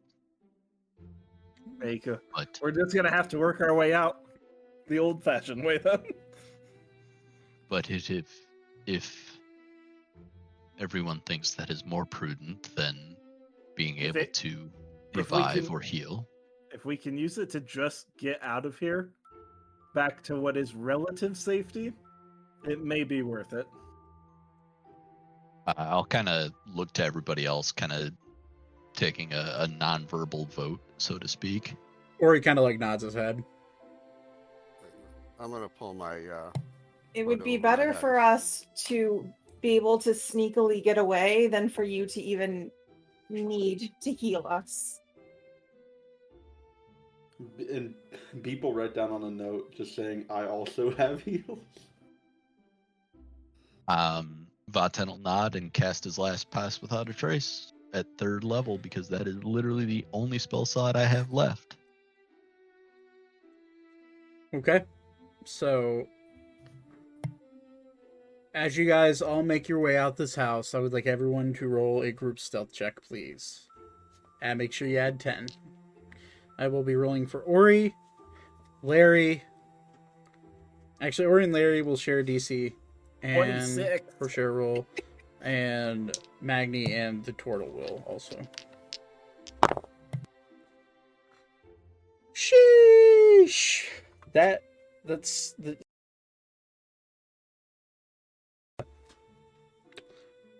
It's a 33 for the horse and the turtle. Sweet. And then Damn, beats my 32. Ori's stealth modifier is a +2, so it's 27 for Ori and Larry. So yeah, they make the DC. Thaddeus, are you going invisible? Yeah. Okay, so roll with advantage. Oh. Just in case the 21 wasn't high enough. Right. What about stealth, right? Oh, Not shit. 20. So it's a 38. Yeah, that easily succeeds. The DC was 20. Ooh. So the only person who failed was Beat, but guys succeed. No and issue. Beep didn't add the +10. +10, so. Yeah. Yeah. You guys are good then. You guys pass the flying colors. To the bridge that you fought those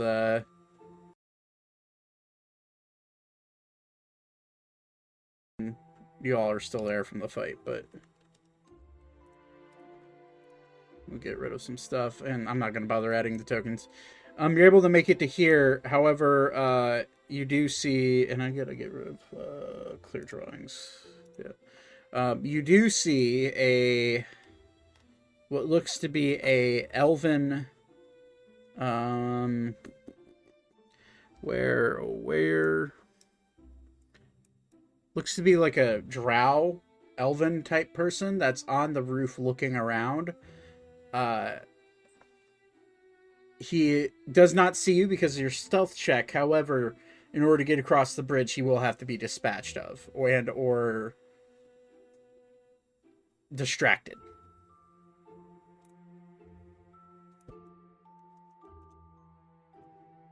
This Okay. one is out of magical ability. I have an idea. I'm gonna aim down this way, Okay. and I'm gonna cast Shatter on the edge of the building furthest away from us, Okay. since it makes a loud noise. It's a building. It auto fails. So yeah, easily enough. And the guy just immediately goes, "Huh? What was that?" And you'll walk away. Yep. Run, run, run, run, run, run, run. Yep. Glup. I'm making absolute sure to keep everybody within 30 feet of me. Just Oh, for yeah. Yeah. Yeah. So you're all able to make it, and you have now officially left Carrot Town. Ugh. Christ. That was horrible. And if there's nobody else around other than our group, then I will take the hood off. Okay. All right, Melvin and Magni, let's get you to Leon. And Larry. You're okay, Larry. I'll ungag him now. Sorry, Larry, we just needed the quiet. Remember what I said about quiet boys get food.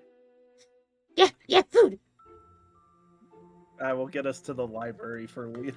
All right. So you guys make it through a bustling city. You get some weird looks with a turtle riding a horse and a minotaur carrying some sort of unknown lizard creature that's bound and was gagged. But you do make it to the library, and it is now getting into the evening. As you show up, you actually see Leon slowly walking out of the library. Leon, Hello. we found your horse. I'm just gonna point at Magni. Yeah, Magdi.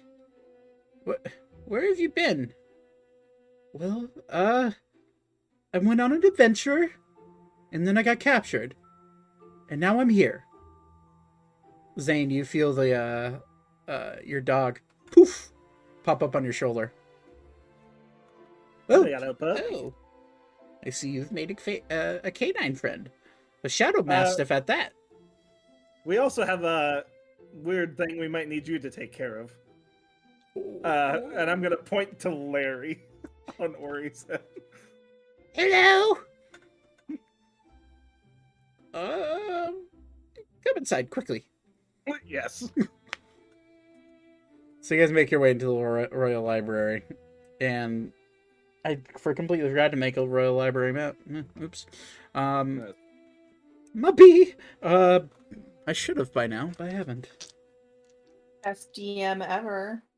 Listen, if every DM made nearly as many maps as I do, They would never sleep. Who needs sleep? Oh, right. Like imagine imagine like an in-person DM making this many maps. Fair. That would be. I would feel bad for them. But no, I just forgot. Either way, Leon immediately. Well, you can untie him. We just needed to make sure he was quiet when we were getting out. I'm sorry. Hello, my friend. This one apologizes for the tie. The creature endangered itself with its liberty. Understood. There's a reason there's not any of his kind left. I didn't think there was either, but we need you to take care of him now. Okay. That's within my responsibility. Yes. Sorry. What is your name? Larry? Larry. Right. Larry. Okay. Where did you come from, Larry? He was in a cage in Carrot Town where we found your horse. What he said? He looks right at Elka. Food? Yeah, he's hungry. He's gonna look kind of betrayed by you. Elka. We'll give him another pound of wyvern meat. I'm gonna look at him and be like, I'm very sorry, I don't carry meat. I only have I will give him another vegetables? pound of wyvern meat. He very sloppily and very quickly rips into that.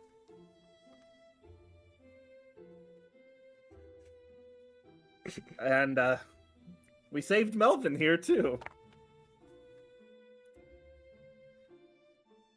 Hello.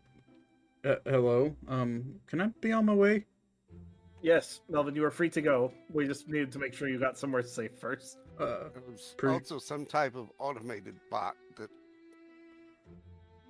just went off on its own. Like, Yes, this one I'm meant to ask. I'm sure it's fine. It is more than capable of defending itself. Well, it got caught. It also broke itself out. which begs to question, why didn't it do that before? I don't think it was actually on before we moved down there.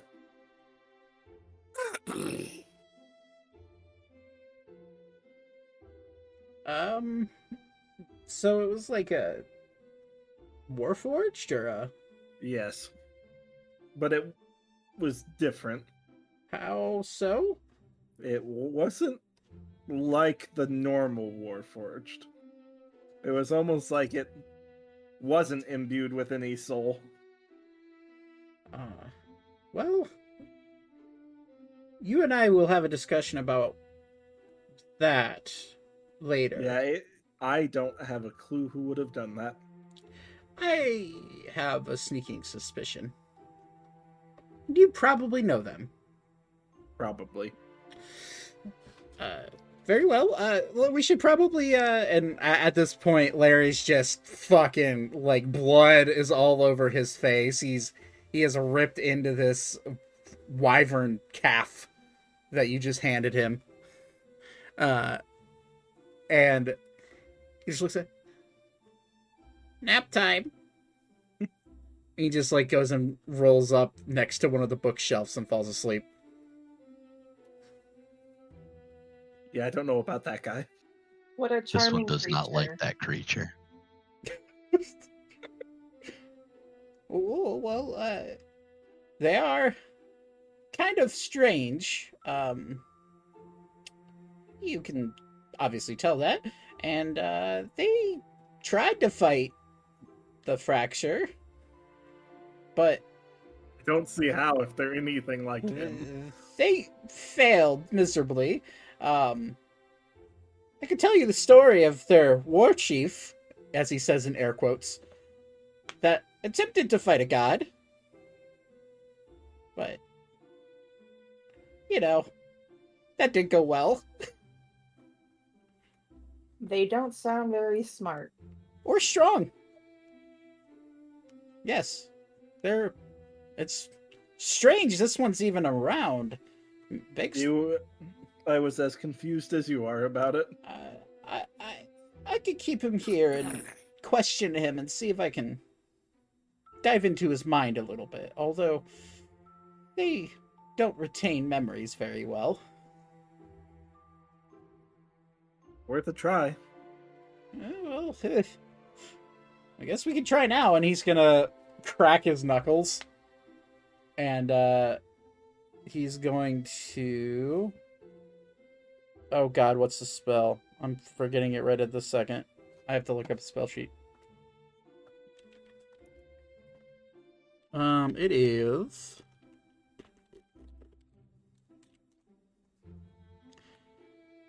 I'm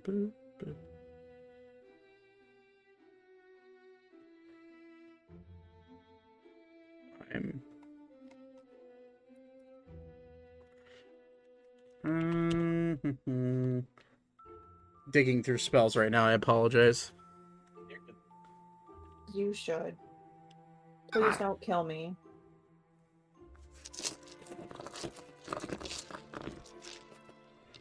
Zach, do you have much else planned for this evening, or? I mean, I do, but are you not feeling great? I feel like crap. You can go to sleep if you want. Yeah. Better. All right. I wish I knew what was going on, but. All right, kids. See you later. All right, Todd. Todd. Have a good night. Bye. Hey, man. Oh, sorry. It's Detect Thoughts. So he's going to cast Detect Thoughts at 9th level. Which, technically it doesn't do anything at a higher level, but this is an attempt to read his memories. Rule a cool spell. Sure, why not? And he's going to dive in, and immediately Larry's going to pop up. I don't like this. But Leon will dig deep enough to see. I see nothing but a blank slate when I dig deeper. It's as if his memories just erased themselves. Interesting. The last thing I see is when he got put in the cage, which he's put in the cage by T-Rex people? Yeah, we went to Carrot Town looking for Alara. We didn't find her yet. I'm sorry to hear that. But yes, he was put in a cage. And then the next thing he remembers is talking to you? This is a weird one. They're weird. This is a weird. Okay. They're not this weird normally? They're weird. They're also extinct. So, I haven't been able to see and or talk to one of these things in over 800 years. But when they were alive, they were a primitive people that kind of stuck to caves and foothills of mountains, forests sometimes. But they never really wandered past that, and they were fairly docile. You walked into a village with a dead animal, and you were their best friend for the rest of your life. But this one, it's like his memories are nothing. Clearly he's young. So that means that begs the question, who are they? Are they dead?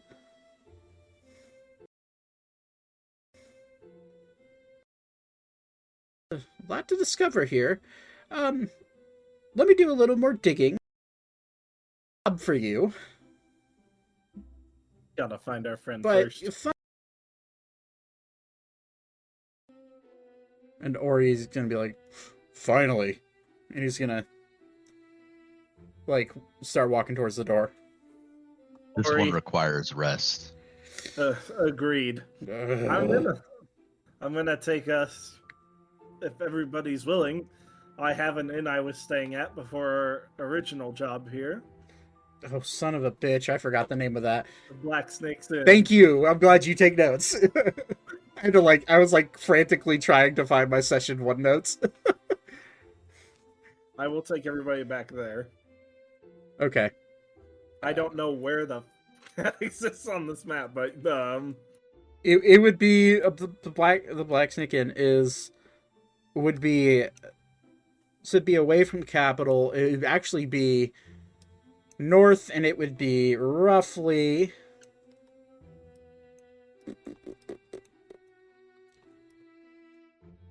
it'd be like around here, up north of the Royal Library. that works. So you go into the Black Snake Inn, and your bones kind of aching. All of you having gone through a quite tough battle. You walk in, you see actually no one at the front desk, but you do see a few people drinking and eating, and there is a half-orc woman like serving up food and like running around. It looks like she may be one of the people that runs this place. Hello, we need some rooms. Be right there. And as she like quickly runs around. And she like walks to the front desk. 1, 2, 3, 4, 5, 6 of you? No, 5 of you. Well, actually, hey, quick question. Yes. Is that little guy behind you with you? Which one? You turn around and Larry's standing behind you. What? No. Larry? Oh, Larry, why are you here? food! Larry, no, go back to Leon. I think he's yours now. Oh, sweet Jesus, I already have enough responsibility with the dog. Ori just kind of like, we need, how many people can be in one room? 2 at max. 1 for you. Okay. I will pay for all the rooms. Okay. Well, we need. Give us 4 rooms if you have them. That can be arranged. That will be 6 silver a night. So per room. So that's carry the 1. That's 2 gold, 4 silver. Cool. I will pay that. Okay. And Ori's just gonna like grab Larry, and he'd be like, "I'll be right back." He just throws Larry over his shoulder and starts walking towards the Royal Library. I'll go ahead and follow. Less to save Larry, more because I don't want Ori wandering off by his own. Fair. I'm gonna follow along as well. Oh, if I notice Beep is going, then I will not go. Okay. Are you going because of me or in spite of me? I'm going because of Larry. Okay, then I will not go. If I know the Beep's going, then I'm not gonna go. Whoever stayed, I'll pay for their meal tonight too. Okay. So, which will be another 4 silver in total. And so Ori's like threw him over his shoulder, is just walking back very angrily towards the library. Beep, are you trying to be stealthy about it, or are you just trying to like walk up behind him? I'll be stealthy about it. All right, roll a stealth check. All right. It's a great DC to beat. That is a whole whopping 3. 20. Yeah, you're easily able to stay hidden. Ori, in his anger, is kind of like walking back. You should have just fucking stayed there, like making trouble for everybody. And Larry does not say anything. Beep, you see from now- make a with a 20% or make a perception check. Sorry, All right. 21. you see a little bit of like liquid start to run down Ori's shoulder. Is it red? No, it is clear, and you get the sense that Larry has pissed himself. Oh. Larry is surprisingly well hydrated. No, whatever. I'm just gonna keep following along unless Ori looked like he's about to do something. Okay, Ori walks back and is just like, as Larry's peeing on his shoulder, his grip just gets a little bit tighter. He's just, and at that point, you see Leon, like, running down the street. He's like, "Oh, I see he found you." Yes, and Ori will just grab him and throw him towards Leon. I'm going to bed. And he'll just like turn around. Very, very well. Have a good night. And Leon will like psychokinesis, telekinesis, like make Larry float in the air next to him. Now, young one, that was not good. You do not follow people when they don't want to be followed. And starts giving him a little bit of a lecture. And Ori starts wandering back, and he's going to roll another stealth check for me. Beep. All right. 19. It's a natural 1. So on Ori's end. So Ori's just in anger is just stomping back to the inn. And you just hear him muttering to himself, "So fucking stupid, I just want my goblin back." Really quick, since I'm nearby the library, Mm-hmm. could I just pop in really quick and see if I can find any books on kobolds, like how they went extinct and stuff? By the time you would know that by the time you get there, the library would definitely be closed. Okay, then I'll just wait then. It is getting into the evening at this point, so. All right, so I'll head back with Ori. All right, so Ori has already since like full on trot back, stomping back. He slams the door open. Do you have any wash pails or something? Asked just out loud to everybody. I will pay for Ori's meal. Thanks. And the half orc behind the counter will just be, well, we got. If you go out back, there's some stables, and there's some bales of water back there. Perfect. And he just like walks out back, and you see him start to just toss water over his shoulder through the window. He's not very happy, but he cleans himself up enough, and he walks back in and joins you for the meal. And paying for Beep's meal. Okay, which would be an extra 2 silver.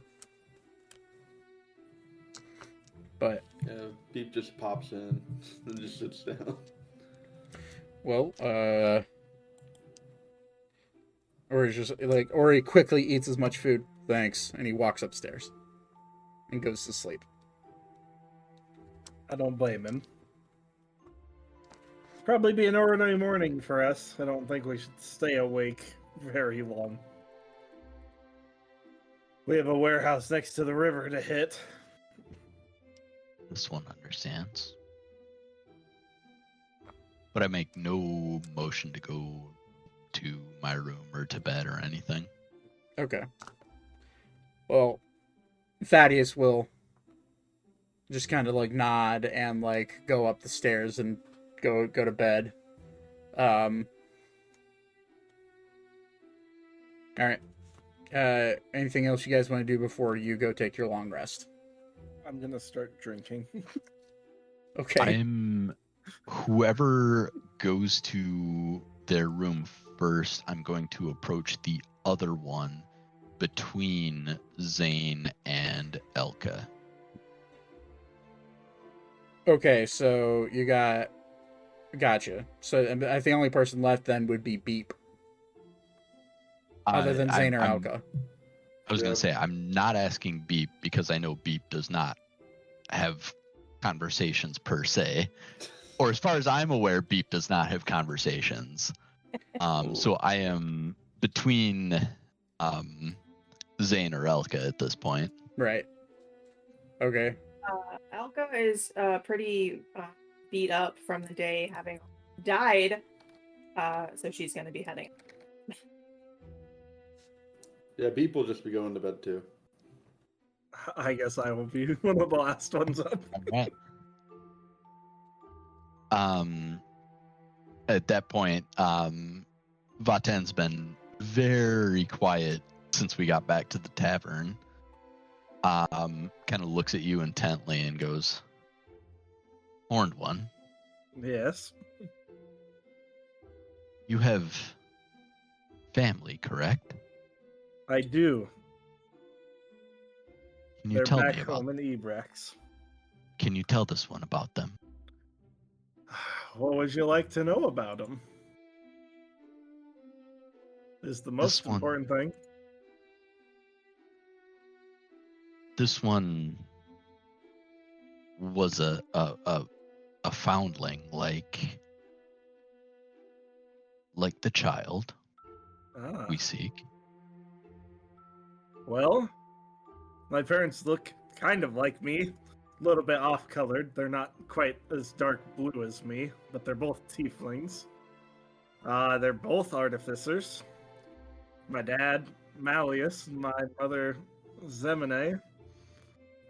She worries more about me than my dad. He's more in tune with his work. But they just hold it down at home. My dad is an artillerist. He is better with cannons than I am. Does Beyond that, your they're really good people. does your name come from your mother? Yes. Yes, it does. This one does not know his mother. Well, it's not always a bad thing. Family is mainly what you make of it.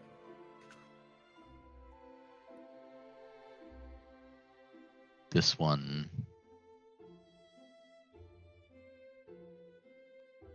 is trying to make family here.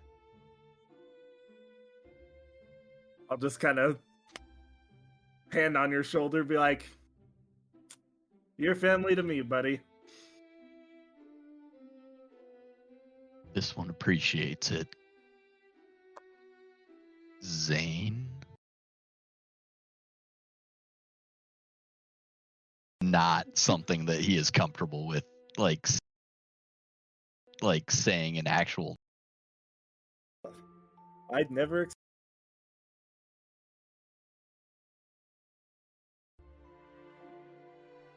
One wishes to.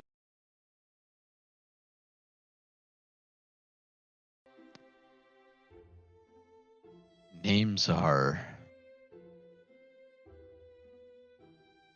confusing to this one. Oh, This one- Vaten. The way I see it, I like to know people's names if I'm trying to help them.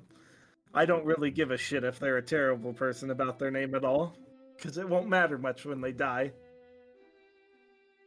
But I asked so many people today whose names they were just to make sure. Usually, if they're gonna do something bad, I don't feel like they'll tell me it. So, This one has a confession to make. oh yeah? This one is not named Vaten. What do you go by then? Vaten is what everyone has called this one for as long as this one can remember. Ah. This one, his name is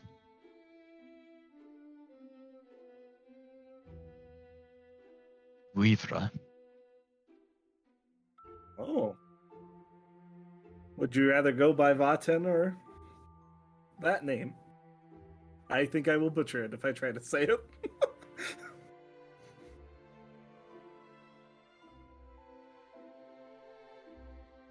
Does Zane speak Sabathian? Nope. I sure don't.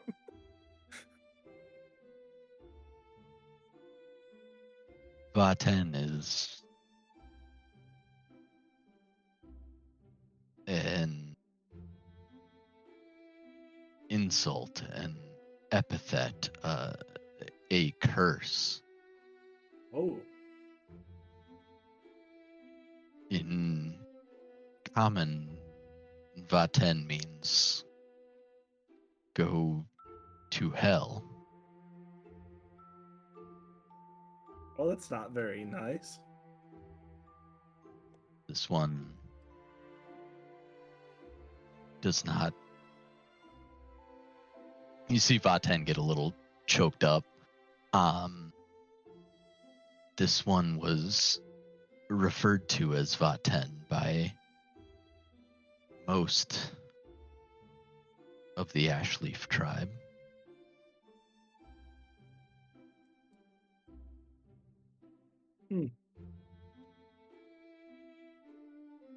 Well, who needs them when you got us, right?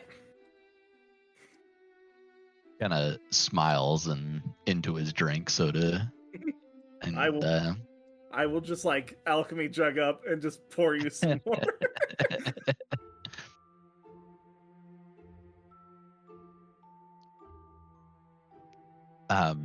Vaten will nod and just kind of stay silent at this point and kind of seems lost in thought.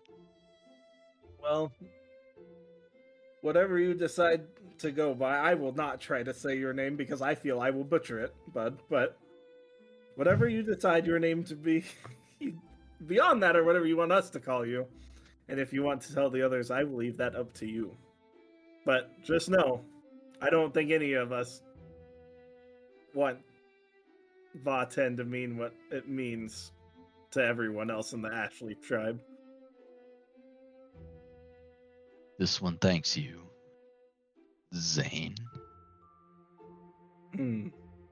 I like Horned One better, honestly. It sounds cool. He just kind of grins as big as he can and very well, Horned One. This one requires rest. Me too. Let's get some sleep. And he'll go and up to the room and zonk out. Okay. You've all taken as you go into a very well needed long rest. You all take a long rest. Do what you need to do to refresh all your spells and whatnot. I need to refresh Ori's hit die. Going back to my punchy armor. Okay. So, the morning comes. What is the plan of action for today? I think we hit that warehouse on the riverside.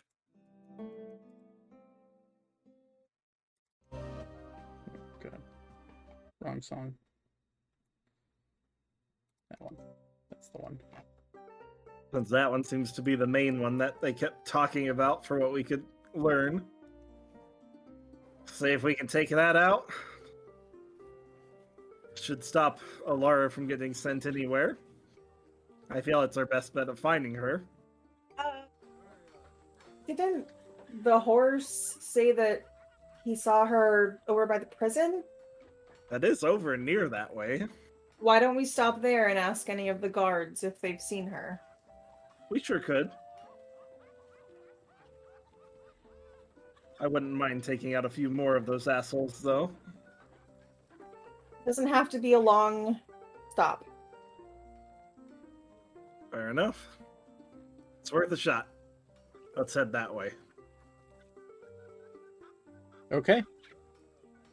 You go over to the Silver Trap prison, and you immediately, as you walk up, Zane, you're used to this stare a little bit, specifically when you're in Artemis. There's a general uncomfortability as you walk up from the guards with you, in particular, as well as a genuine uncomfortableness from Ori. Because Ori, it seems like Ori's 10 feet tall, but it looks like he's just a couple inches taller today.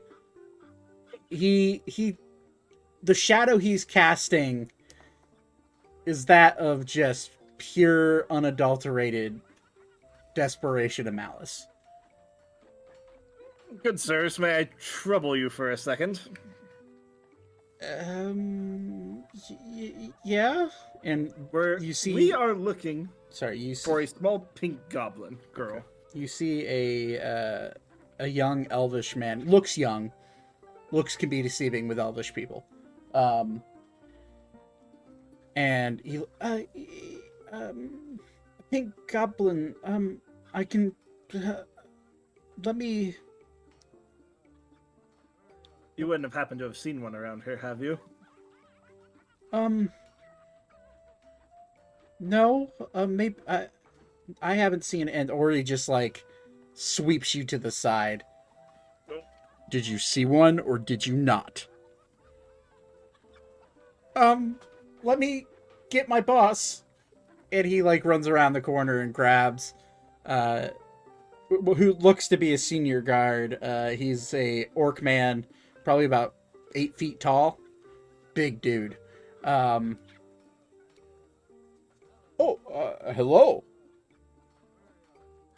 How can I help you? We're looking for a small pink goblin girl that was spotted near here a few days ago. Have you seen her? Pink goblin girl. I can, let me check the prisoner log just to make sure she's not in here for some reason. I would hope not. Is she like a child or? Yes. Oh, well then that is important to us. Getting children back to their parents. She belongs to him, and I'm just gonna point at Ori. He kind of like understood, and he'll like go and grab a log. Is there a specific name that she has? And Ori will just yell through. Her name's Alara. No, actually, there is one goblin that we have under our care, but he's a well-known criminal, so definitely not her. I cannot see anybody by that name, nor anybody that has that description in my logs. How about, we can put out a missing persons poster in town if that's what you want. But Wouldn't hurt. and Ori's just like, have you seen her or have you not? No. I haven't. I can keep an eye out for her though. That would be great. I'll make sure the town guards are aware as well. Good. If I could be of any more service, please just ask. And he like looks around and stay out of trouble. You don't have to worry about us. I have no judgment against anybody, but the higher ups around here do. So don't go sniffing into trouble that you don't need to create. Good to know. Thank you. Looking at your band of not human, well, Thaddeus is elven, but you all know that there is, specifically in the higher up government of Artemis and in Sylvania in general, especially in the cities, there is some prejudice against people that aren't elvish or human. It's generally pretty silent, and it's generally only comes from the higher class people that are in charge. But you also get the sense that people who are just out there working their jobs really could care less what you look like. But all right, so are you gonna head to the map? Head to the X on the map. Yep. Okay. You have now officially, after you cross the bridge, you look around and there's no T-Rexes, no suspicious. There's just kids running in the street. There's a lot of people. There's people outside and out and about. There's actually people waving to you as you walk through. But It's weird. it's remarkably different compared to Carrot Town. As you get closer to the river, you immediately clock a T-Rex man.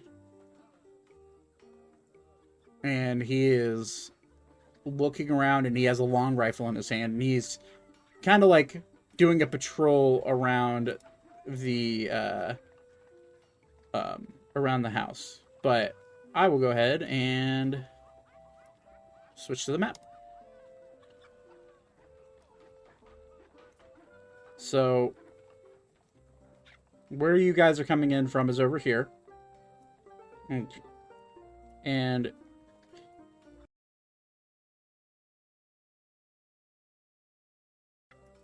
this guy's like walking around.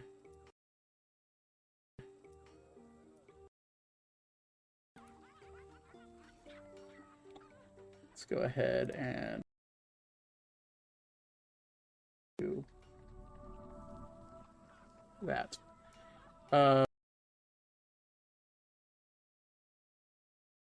One to do. It's the only one you've clocked so far.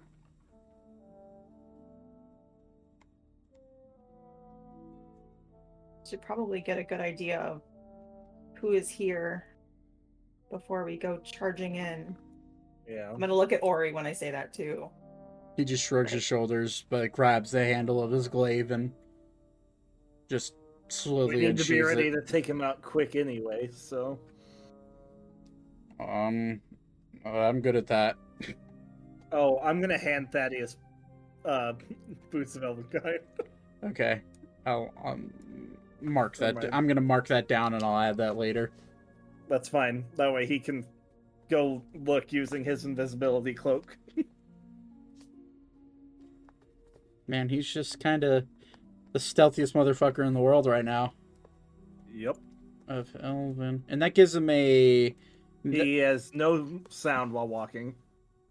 K. If you wanted to know. I know what it does. I just wanted to make sure. Yeah, he moves silently regardless of the surface he walks on. So So he gets advantage on stealth checks that rely on not being heard. So this guard's on a patrol back and forth from the door, and then this one, which you could assume he's not the only one. I just realized I don't have. Well, you've already seen him, but you don't see the guys inside yet. Meant to have them hidden, but I forgot. I'm gonna sneak around and look in the window. I'm just kidding. You can if you want to. But is there anything you guys want to do with this one? I think Thaddeus would probably just like nod and throw his brains. And throw his cloak of invisibility on, and he would immediately pull on those boots. Which means He can scout for us. does that remove the need for a check, or is that just remove the noise aspect? It removes the noise aspect. It says if they were to hear him, he would have advantage on the stealth roll. Well, so he has advantage anyways, but it's not sound based. So now he has advantage for all stealth. Yep. Except for smell. True. So he's gonna roll a stealth check. He's gonna throw on his cloak of invisibility. God, what is that? Thaddeus' stealth has got to be stupid. Should be. Thaddeus' stealth is he's fully healed.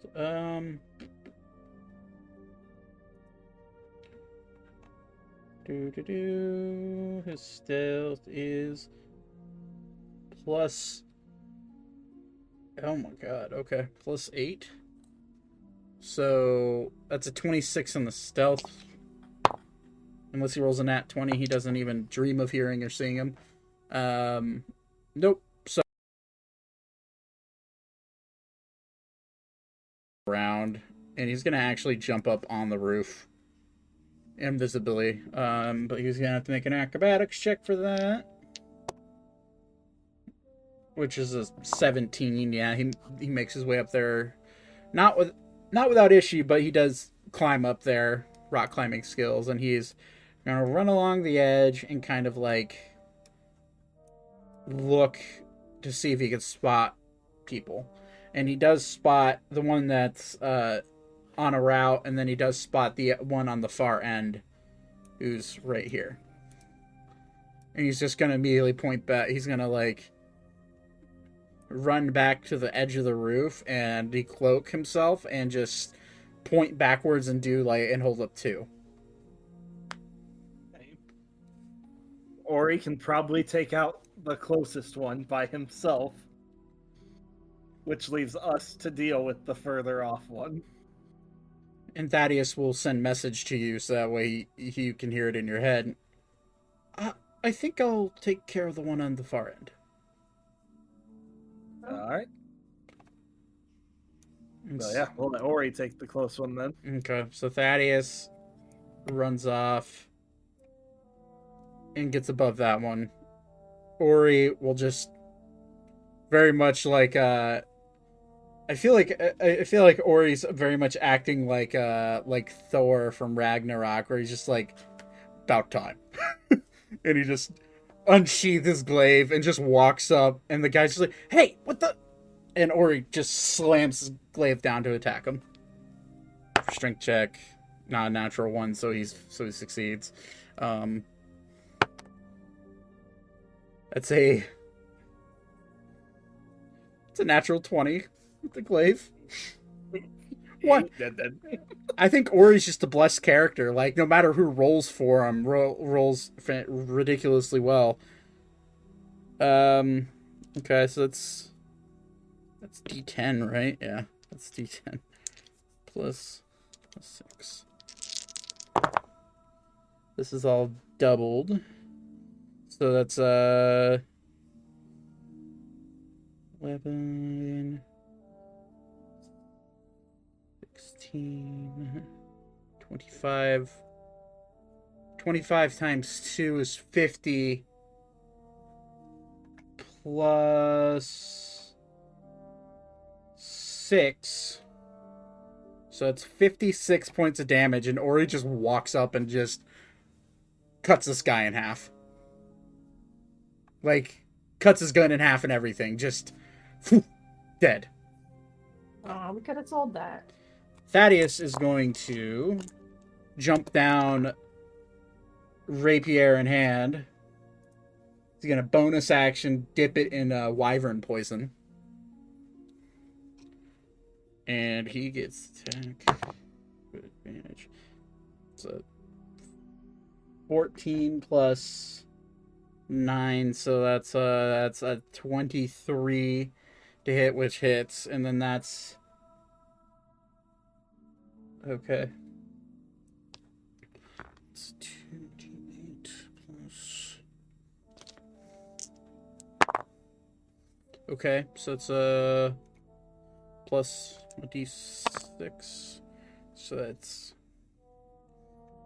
18 plus 2 plus 7, So that's 26 plus sneak attack damage, which is Pretty sure 3d6 at it's this three. level It's at least. which is another My. which is another 13 points of damage. So that's 39 points of damage, and that guy is dead. So yeah, Thaddeus just jumps down and drives his rapier right through his skull and kills him. And these two guards, without even knowing what happened, are both dead. Hell yeah. Yeah, don't mess with us. That's a big fucking T-Rex. Holy shit, that wasn't there. Holy shit. I was just trying to add his token back so he can be twisted dead. And this guy's dead. Alright, let's get to the door and get inside this bish. Okay. Or he's just gonna stomp up. I would like to summon my pupper before we go inside. It is it gonna die in sunlight, Zach? I need to look at the specifics. Before I do that, I guess. To me, a look.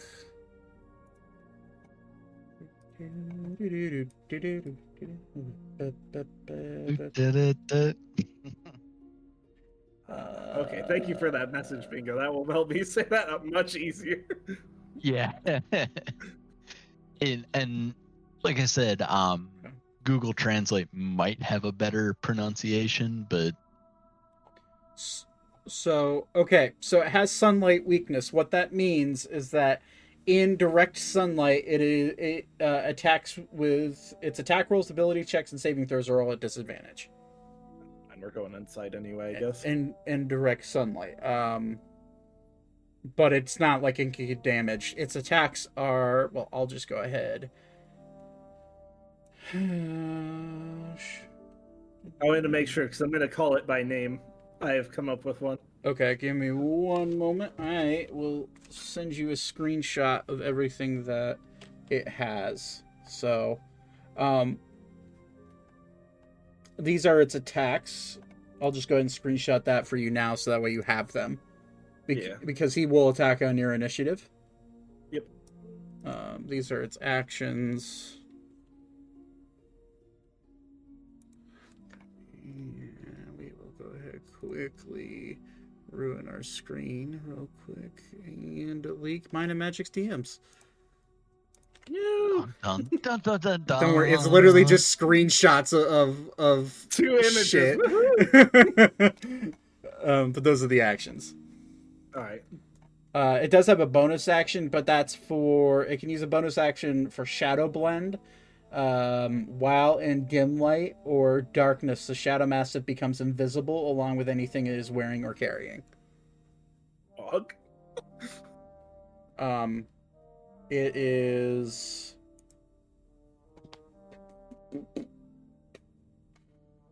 It has resistance to bludgeoning, piercing, and slashing damage from non-magical items. While in dim light or darkness. So basically, if it's inside, it has damage resistances to the main physical attacks, and it is proficient in perception and stealth. Nice. So I will get you that full stat block here at the end of this. That's fine. Okay, so you're gonna be going. Are you going inside then? Yeah. The door is unlocked. Thaddeus will check for traps. Natural 1. What? Oh boy. After he did so good on killing that man. I can't do Thaddeus's over dramatic British accent. Can I check for traps? Yes, you can. I don't think they're there. What do you want me to roll? Investigation. Ugh, better. 12. That's a natural 4, though. No, but 12 total. It doesn't look trapped. I think we're okay to go in. You think? Seems okay. Okay. I will open the door. Okay. You open the door, and immediately you see two people, or two T-Rex humanoids, sitting on the chair talking to a figure that is completely cloaked. How dark or light is it in here? There's daylight coming in, so I would say daylight is coming in at a cone from each window, and there is a dim light around the entire room because of the fireplace. Okay. Just curious. It's fairly lit in here. It's as if you were walking into your own home in the middle of the day. And yeah, and your windows were shining in light. It's not hard to see, but it is dim light. I'm gonna activate my defensive field for the first time today. Okay, are you And sneaking walk in? inside. Are you sneaking in? Nope, we're gonna slam the door open Nah, and announce fuck it. ourselves. Ori like the fucking Kool-Aid man, as soon as he hears that, just No! kicks the door open No! That's fine at this point. We got the outside guards and taken just care of. full on sprints. He's like, "Come here, fuckface!" Oh yeah! Oh yeah. As soon Ori can get to like shit, and the guy in the cloak is just like, "This wasn't part of the deal." Roll initiative, please. Can I get Osiris to the... Yep. Yes, you can. Give me one moment. I need to write that down in my notes. How do you spell that? Osiris? Yes. Ooh. Osiris is Shit, Zane's- goddamn. Jump in there and Holy make sure Ori doesn't kill anyone. Fucking right, I goddamn. rolled a 17 and I have a 4 initiative bonus. You know, so- I haven't rolled initiative for Ori yet, so we'll see how that goes. Stop it. Usually- All right, He's so all over the place with initiative, though. I know sometimes it's awful, sometimes it's like first. Okay, so that's I need 4 or 5. I need 5 d20s to roll initiative. Oh yeah, Thaddeus and Ori. I was like, what the fuck? There's 3 people here. Oh, Thaddeus and Ori both rolled a 9. So that's okay, let me grab this. And we're gonna go ahead and kick off this ambience and go to the real good music.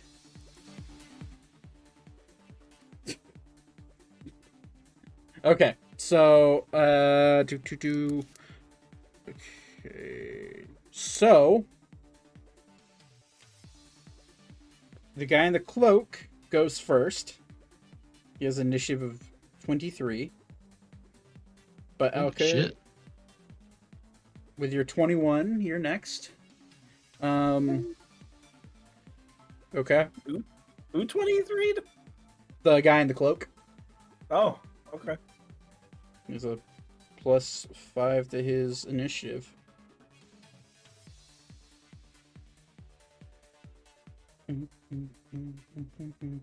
Okay, so 21, Vaten is rolled an 18. Surprisingly high on the AC. or initiative, sorry. Right. Okay. It is a high AC for a druid, though. That is a very high AC for a druid, yeah.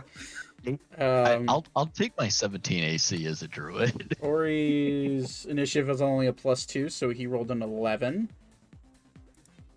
And Thaddeus is +5. So Thaddeus rolled a 14, but that he goes there, so it's a 16. What is your no, Thaddeus is faster than you. Oh, definitely. Uh, Well, yeah, because his dex should be near max. Mine's at 16. his is 20, yeah. Yeah, so Um, that is before. so 20, 14, and then a 10 from that guy. And then beep to round off the bottom. Beeps the bottom. So I mean, maybe he might be. He's never told us in the beeps yet what he is. He's a beep. It's his safe word. okay. If his safe word is beep, he's in for a rough time. All right.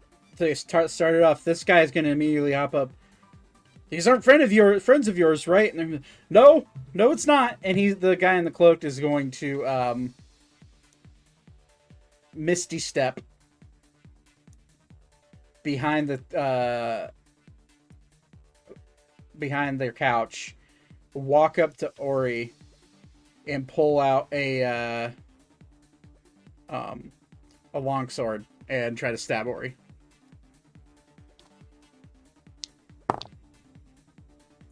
It's a natural 20. That is an unwise decision by this man. It's a natural 20. That's like the fourth one I've rolled today. Why can't I roll like this whenever I'm actually playing D&D with Nate? He cursed your stuff. I swear. Yep. Okay, so as longsword does. Where are these? So, oh my god, that's a shit damage roll. That's a 2 and a 1. So it's 6. Oh, that's right. Plus 6, that's 12 plus 6. So it's 18 points of piercing and necrotic damage. I'm going to need Ori to roll a Constitution saving throw. That's a natural 2 for Ori.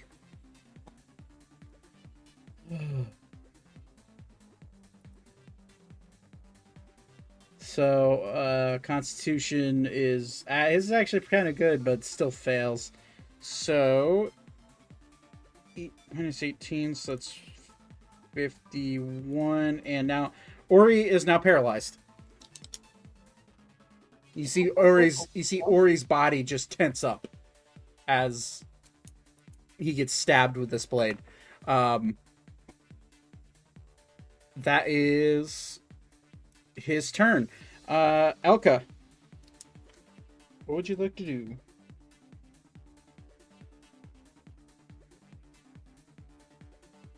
I gotta zoom in. I gotta fucking measure. Mm-hmm. Do. Oh my god.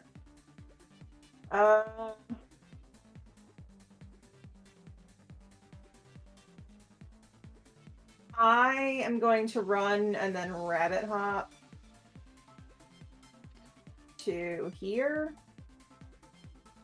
That's right. Yeah. So I'm running and then I'm bunny jumping and then I'm gonna pull out my crossbow and aim at this dude.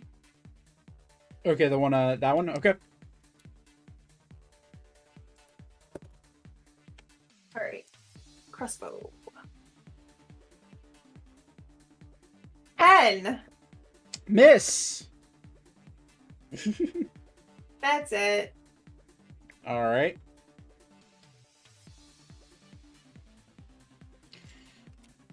Okay. That's all Elka can do. Batan, what would you like to do?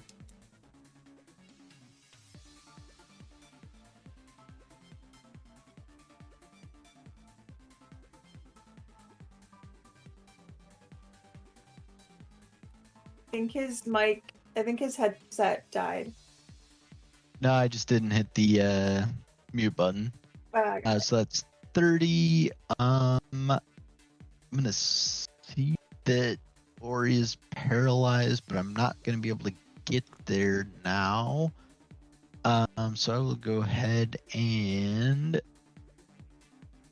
just go ahead and cast a. Can I see these two on the couch? Easily see their head. Okay. Yeah.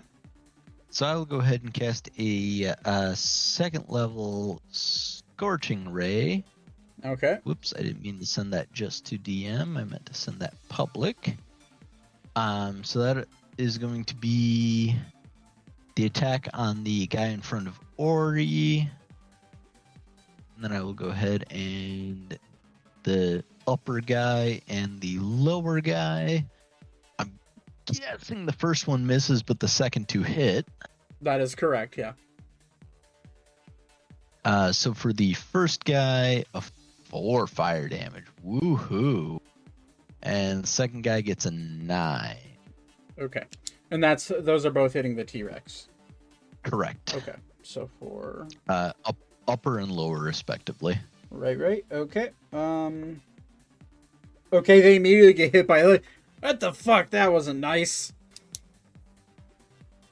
And as a bonus action, I will flip the bird, and that'll be my turn. Okay. Is now this guy's turn. He's going to stand up using half his movement. And he's just going to immediately look at Ori being pinned down. He's going to see Zane. He's going to look right at you, Vaten. Like, dial in. He's going to use his long gun to shoot you. I still have a finger in the air. He's going to aim for your finger, Okay. which will make the AC higher. Yep. What's your AC normally? 17. Okay, so for difficult to hit, it adds a +5. So he has to try to hit a 22 to shoot you. Okay.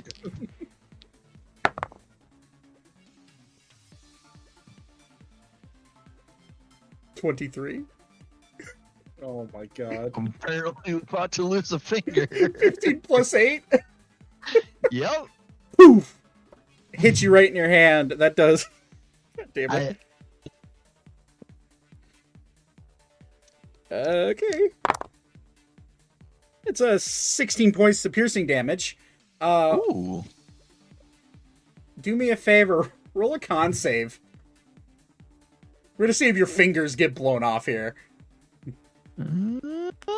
Anything above a 10, you keep your fingers. So you just immediately like luck of the draw, the bullet hits you, and it doesn't explode on contact. It goes straight through your hand and like blows up in your chest area.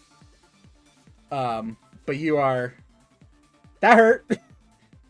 He's got a bonus action reload, and that is he's then going to use the rest of his movement to move this way. Cool. And then that is his turn. Thaddeus' turn. Thaddeus is going to jump down, bonus action dash, which I believe will get him up right next to Zane. He's going to see what's going on. He's going to take does he have a short bow, Thaddeus? Yes, he does. He's going to take a short bow, and he's going to try to shoot this guy.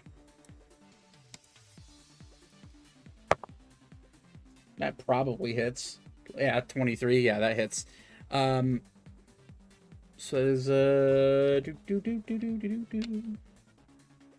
D6 plus 5 plus is a wyvern 11 plus 5, so 16 points of damage to that guy. Which is okay. Look kind of hurt. And that's gonna be Thaddeus' turn. Zane, it's your turn. Oh, let's see how far I can make it here. Oh, that works. Where's that again? Yeah, okay. We're gonna go right there, and I'm gonna Thunder Wave. Just right where you're standing? Straight up. Okay. It should hit just that guy. Just that guy? Alright. And it'll blast the couch away with that guy on it. So this will be fun. There you go. It's a saving throw, right? I believe so. So does this hit only one? This only hits one person, right? Yeah, but it blasts everything around me back. Okay, so he's gonna have to make a dex save on the couch. Yep. He fails his dex save. So con save by the one. Con save. What says 16? So he rolled a 15, so he fails. Cool. Oh, nice. 14. Thunder damage. And he gets knocked back because he failed, so he gets knocked back 10 feet into that treasure chest. We're going to roll for bludgeoning damage for both of them.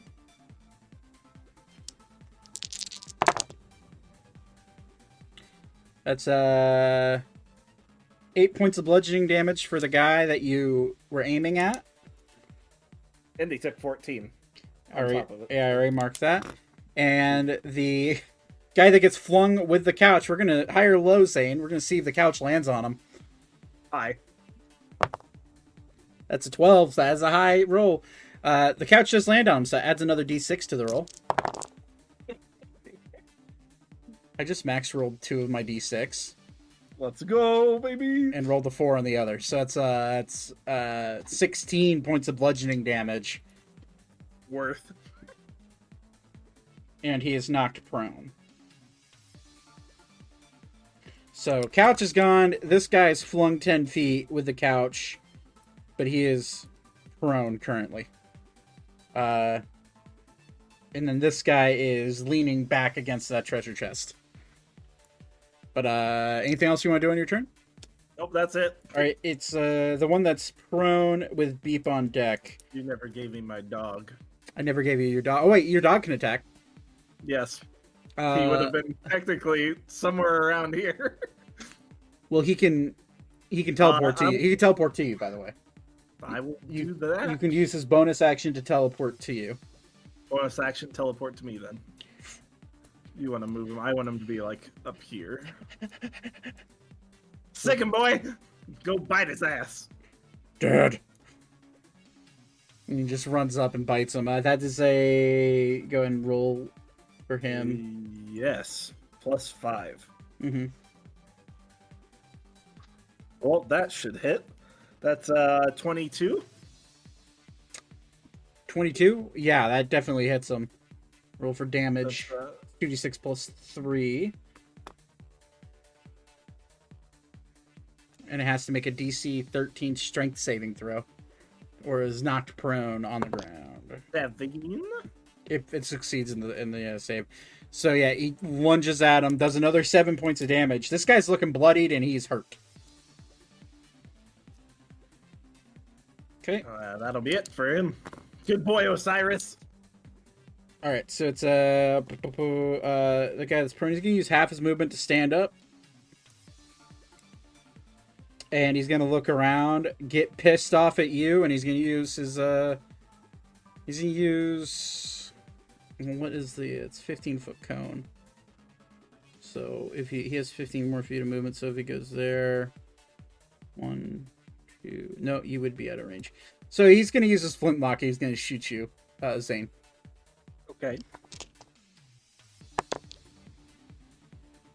19 plus 4. Oh, he'll hit. No, plus 7. So yeah, it's 26 to hit. Okay. Yep.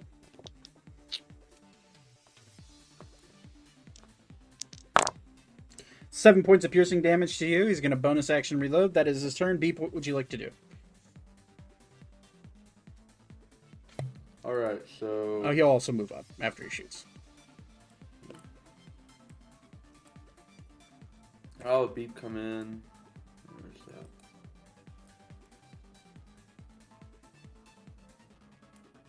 I'll have Beep come into here. And then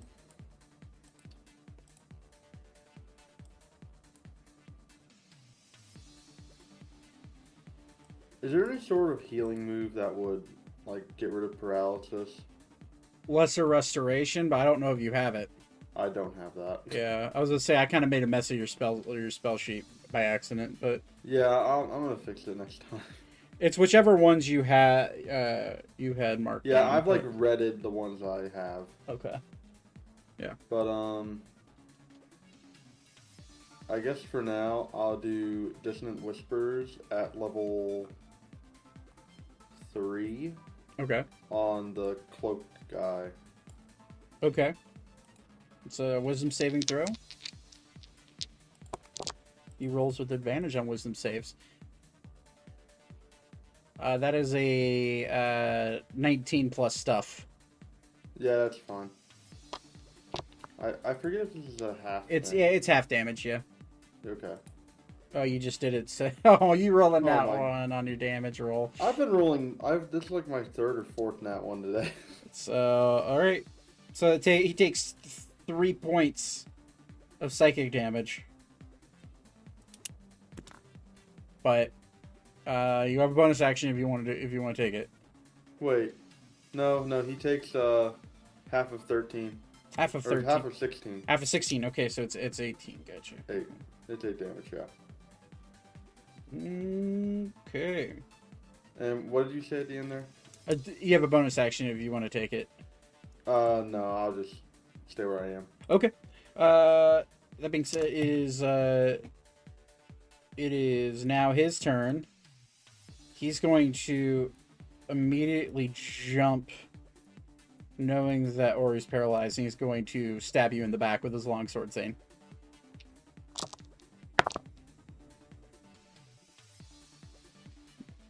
It's 15, it misses. Oh yeah. Just glances off the armor. He's gonna use his bonus action to can he do what I think he wants to do with his bonus?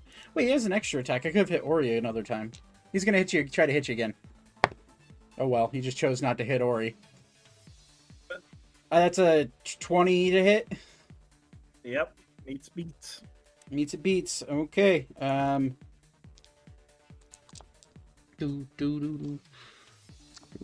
Where are you, my dice? That's 17 points of piercing damage on his second attack. Please make a Constitution saving throw. You betcha. 15. You just barely beat the DC. So you are not paralyzed. But you immediately feel like a neurotoxin just rushing through your veins the second you get stabbed by it. And he's gonna stay engaged with you. But that is his turn. Elka, what would you like to do?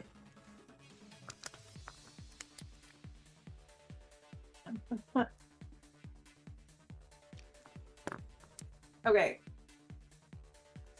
Stop moving him away from me. Oh, I can make that. Okay. Run, mini bunny hop, and I'm gonna pull out my rapiers and stabby.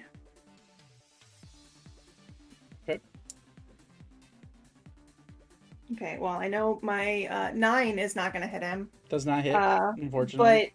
a 23 is gonna hit. Great. 23 yeah. will definitely hit, yes. Okay. This.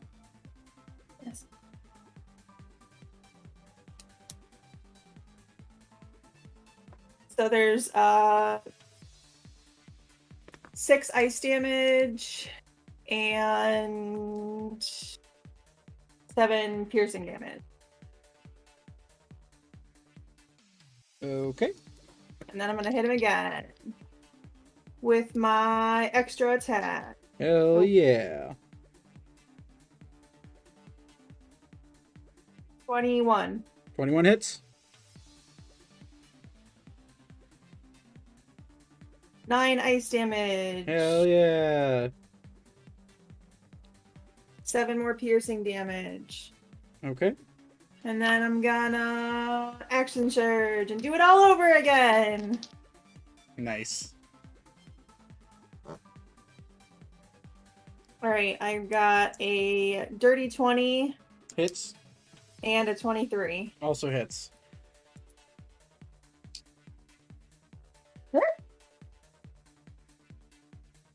You alright? Yeah, I dropped one of my dice. Okay. Sorry. I've got 7 ice damage. I have 14 piercing damage. Wow.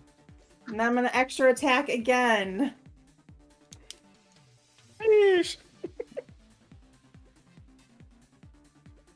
14? Misses.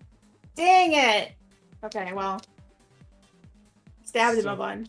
He looks more angry than hurt, but yeah, but good job. Vaten, it's your turn. I've officially passed the point of intoxication where I'm like fully aware of what's going on. I vaguely remember hearing Ori is paralyzed. He is, yes. I will go ahead and use my movement to go here. And I will go ahead and cast a lesser restoration on him. Immediately, Ori is freed from his binding, and he is able to. He like starts rotating his shoulder. Yep. And that'll go ahead and be my turn.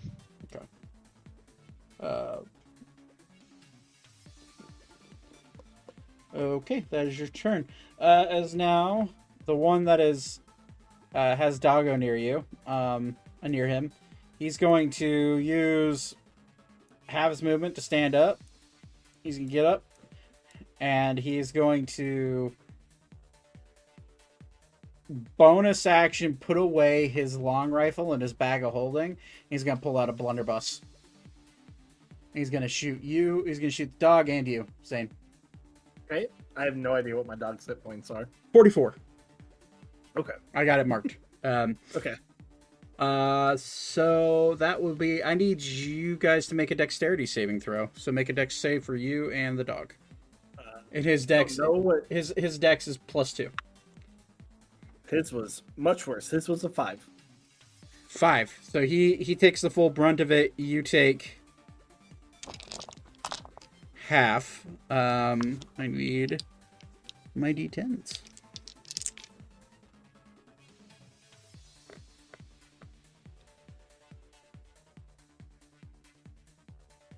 There it is.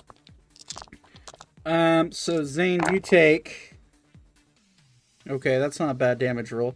You take 11 points of bludgeoning damage, and Doggo takes 22.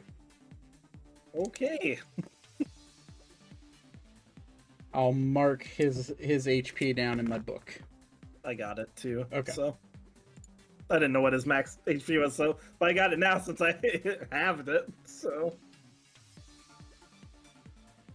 Okay. He immediately he gets a reaction, which I haven't sent to you. He gets a reaction upon being injured by which actually no, he takes half bludgeoning damage because of his shadow ability. So he's at 33 HP instead.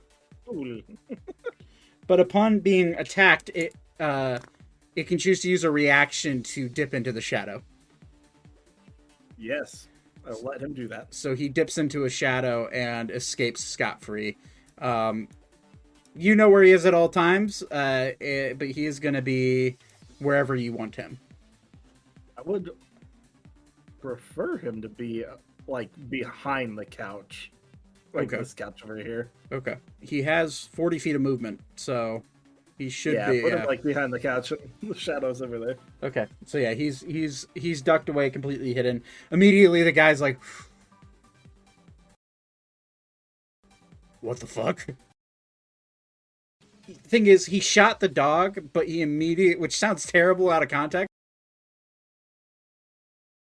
The pellets like passed through the dog. It was like shooting into a shadow, literally. Like if rednecks went ghost hunting.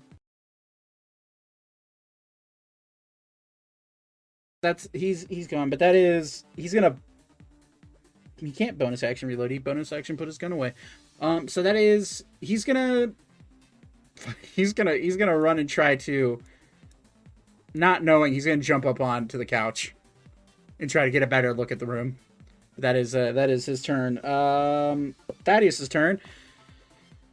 Thaddeus is going to bonus action dash. Well, let's see if he can get to that guy first. I think he can. Yes, he can. Thaddeus is going to run up and get behind him so that way he's flanking.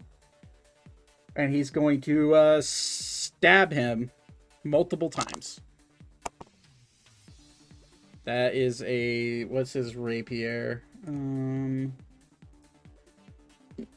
Oh, yeah, he definitely hits. First attack hits. Extra attack for Thaddeus also hits. So that is... Okay.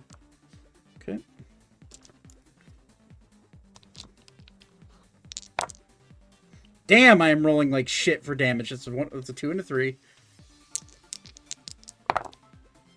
That's a little better. Okay, so that's 14 total plus... Oh, and plus poison. Okay, so it's 20 points of damage. He is immune to poison, the guy, so it does not affect him. But that does bring him down to pretty... Not low, but starting to hurt. That is Thaddeus's turn, I think. Yeah, that's Thaddeus's turn. Zane, it is your turn.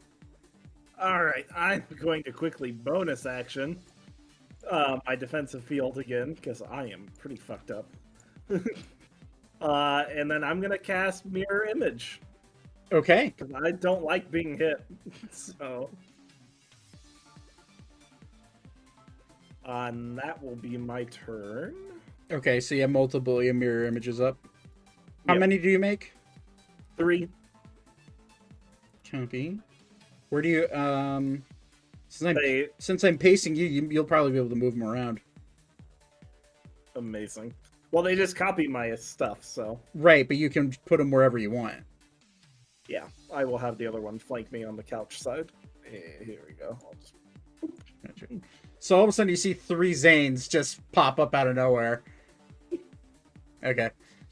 But that's your turn. Okay, it's now Ori's turn now that he's no longer paralyzed. I was quietly Dog turn. rolling for him on his turn. Unless Doggo turn. Oh, Doggo turn. Yeah, what do you want Doggo to do? Terrifying howl. Okay.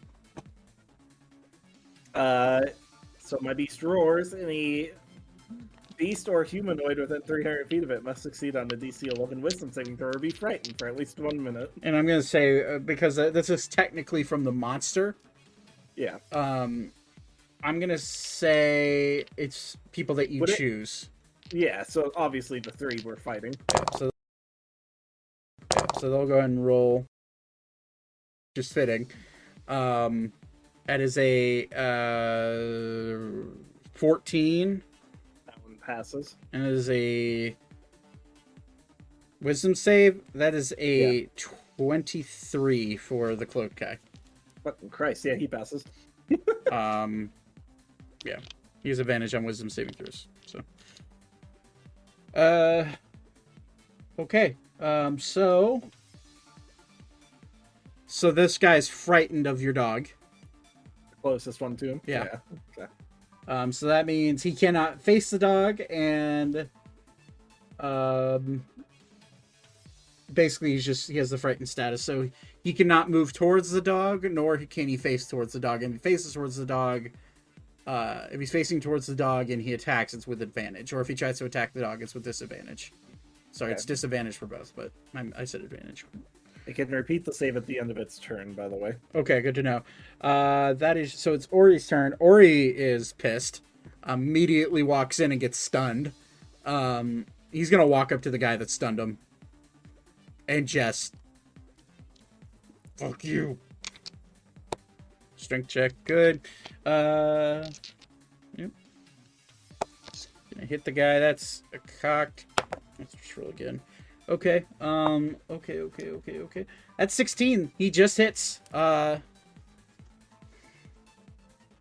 boy.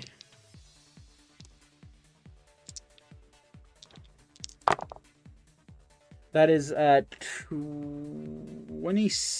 Wait, that's right. Forgot the lightning. It's 20. 29 points of damage to that guy. He's gonna hit him again.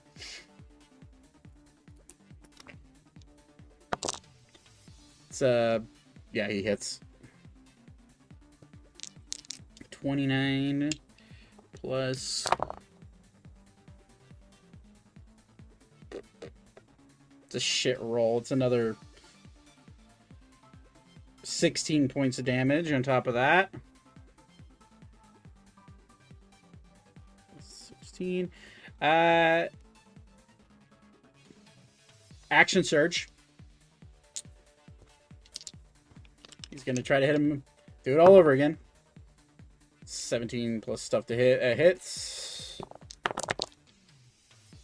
That is another shit roll. It's 3 2s on his 3d10. So it's 18 more. And then he's going to extra attack one more time. Hits. Oh, God. There goes my d10.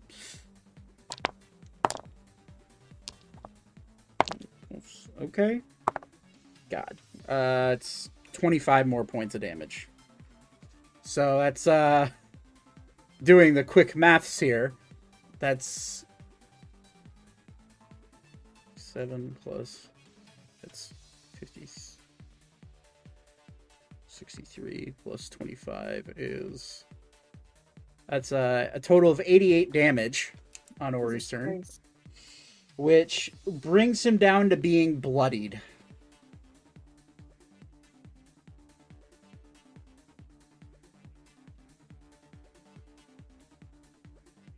And this guy is not looking scared, but he is, you start to hear panting, and of course his cloak kind of falls away from his face. Zane, and you see his face is an elven man, smooth complexion, a little bloodied now, but he is what looks to be smooth, dark skin. It looks to be a drow. And short beard, red eyes, and he just kind of smiles at you. But that is, that's Ori's turn. Yeah, that's Ori's turn. It is now that guy's turn. He's going to... Beep is on deck. He's going to jump up to the back and say, fuck it. And he's going to blunderbust everybody. Including the guy. Okay. So I need Zane and all of your duplicates except for the one in the back. Ori, Thaddeus, and Elka to all make a dexterity saving throw. It's a 15-foot cone. That's for the guy. He succeeds. This is for Ori. He succeeds. The DC. It is 15. Okay, so I rolled I'm a gonna- 14, so I'm going to use my lucky footwork to roll a d4. And Thaddeus succeeds. I rolled a 15. Okay. Vaten, you are not in this cone. The duplicates,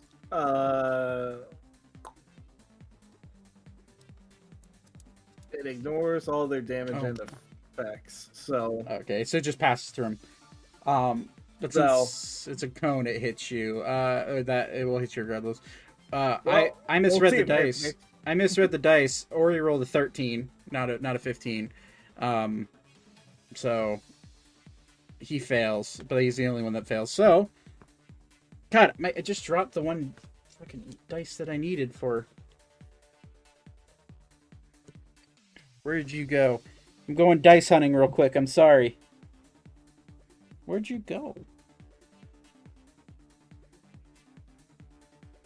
Watch that power switch, Zach. That would be bad. Oh, well, I can't find it. Oh, no. I found it. It somehow... Zach, your camera froze too. Did it? Damn it. Hopefully it hasn't been frozen for too long. probably not. I had it completely covered up with character sheets, so I couldn't even tell. Okay, found it. All right, so that is, without further ado, the damage you'll be taking. Just gonna let you know this misses me. Does it? Yeah, I rolled an 11, so it's a duplicate. Gotcha.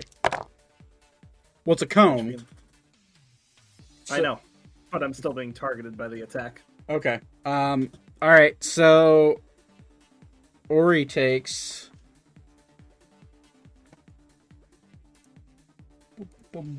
Ori takes 18 points of bludgeoning damage.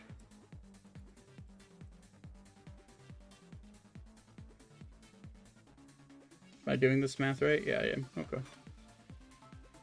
And then everybody else who succeeded takes 9 points of bludgeoning damage. And Zane, you don't get hit. That guy gets hit, though. He's not looking great.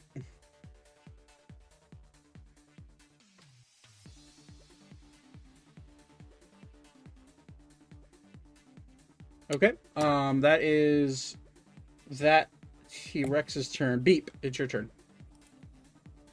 All right. I'm going to move up another 30. Okay. So right up next to Elka, I got you. All right. And then I'm going to use... we'll use Dissonant Whispers again. Okay. And we'll do it at level 2 this time. And so that's on that guy. It's a wisdom save. God, what other D20 did I roll? Oh, that one. So that's it's a 20, dirty 20 on the save. All right. So it's So half damage of 14. 14. 7. He is just barely alive.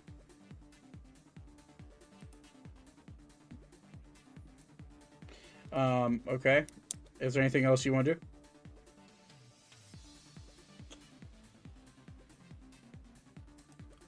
I will,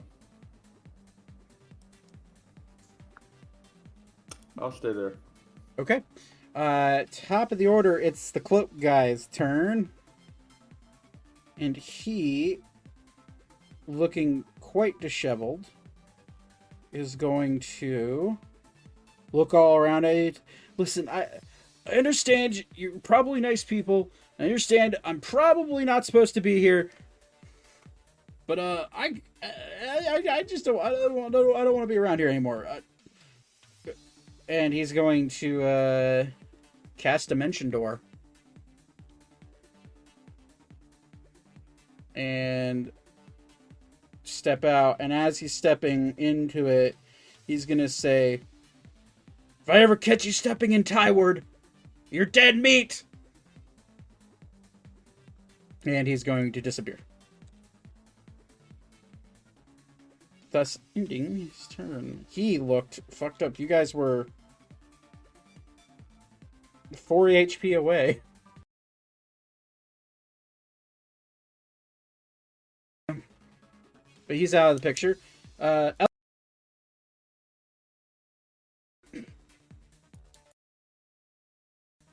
gonna look at them. That's what we want to know. We might not kill you.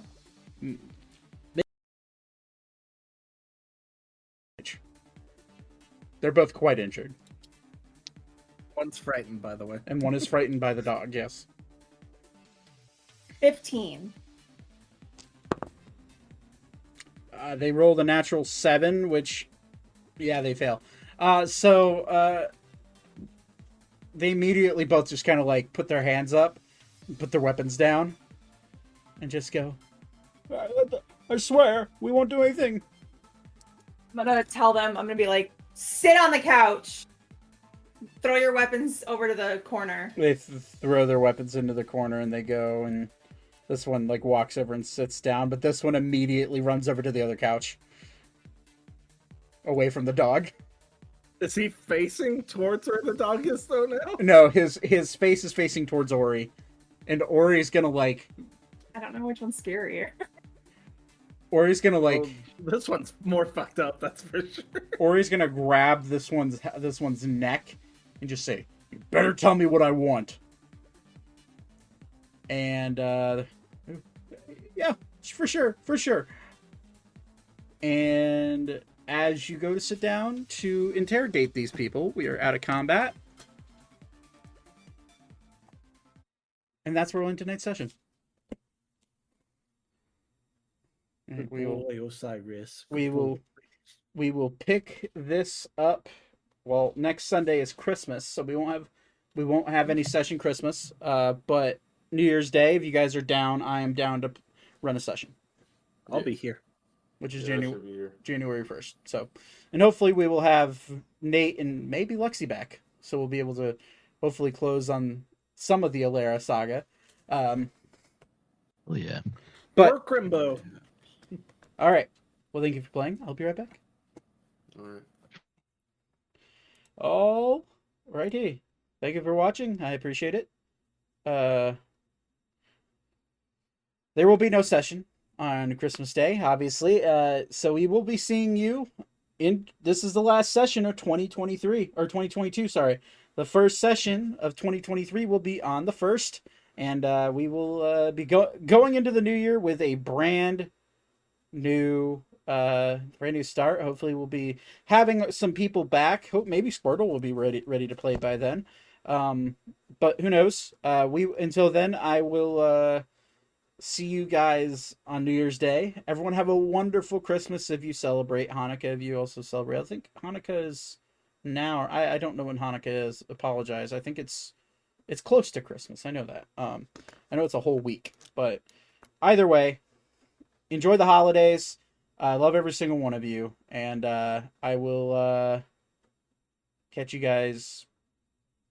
Well, in 2023. Have a wonderful night.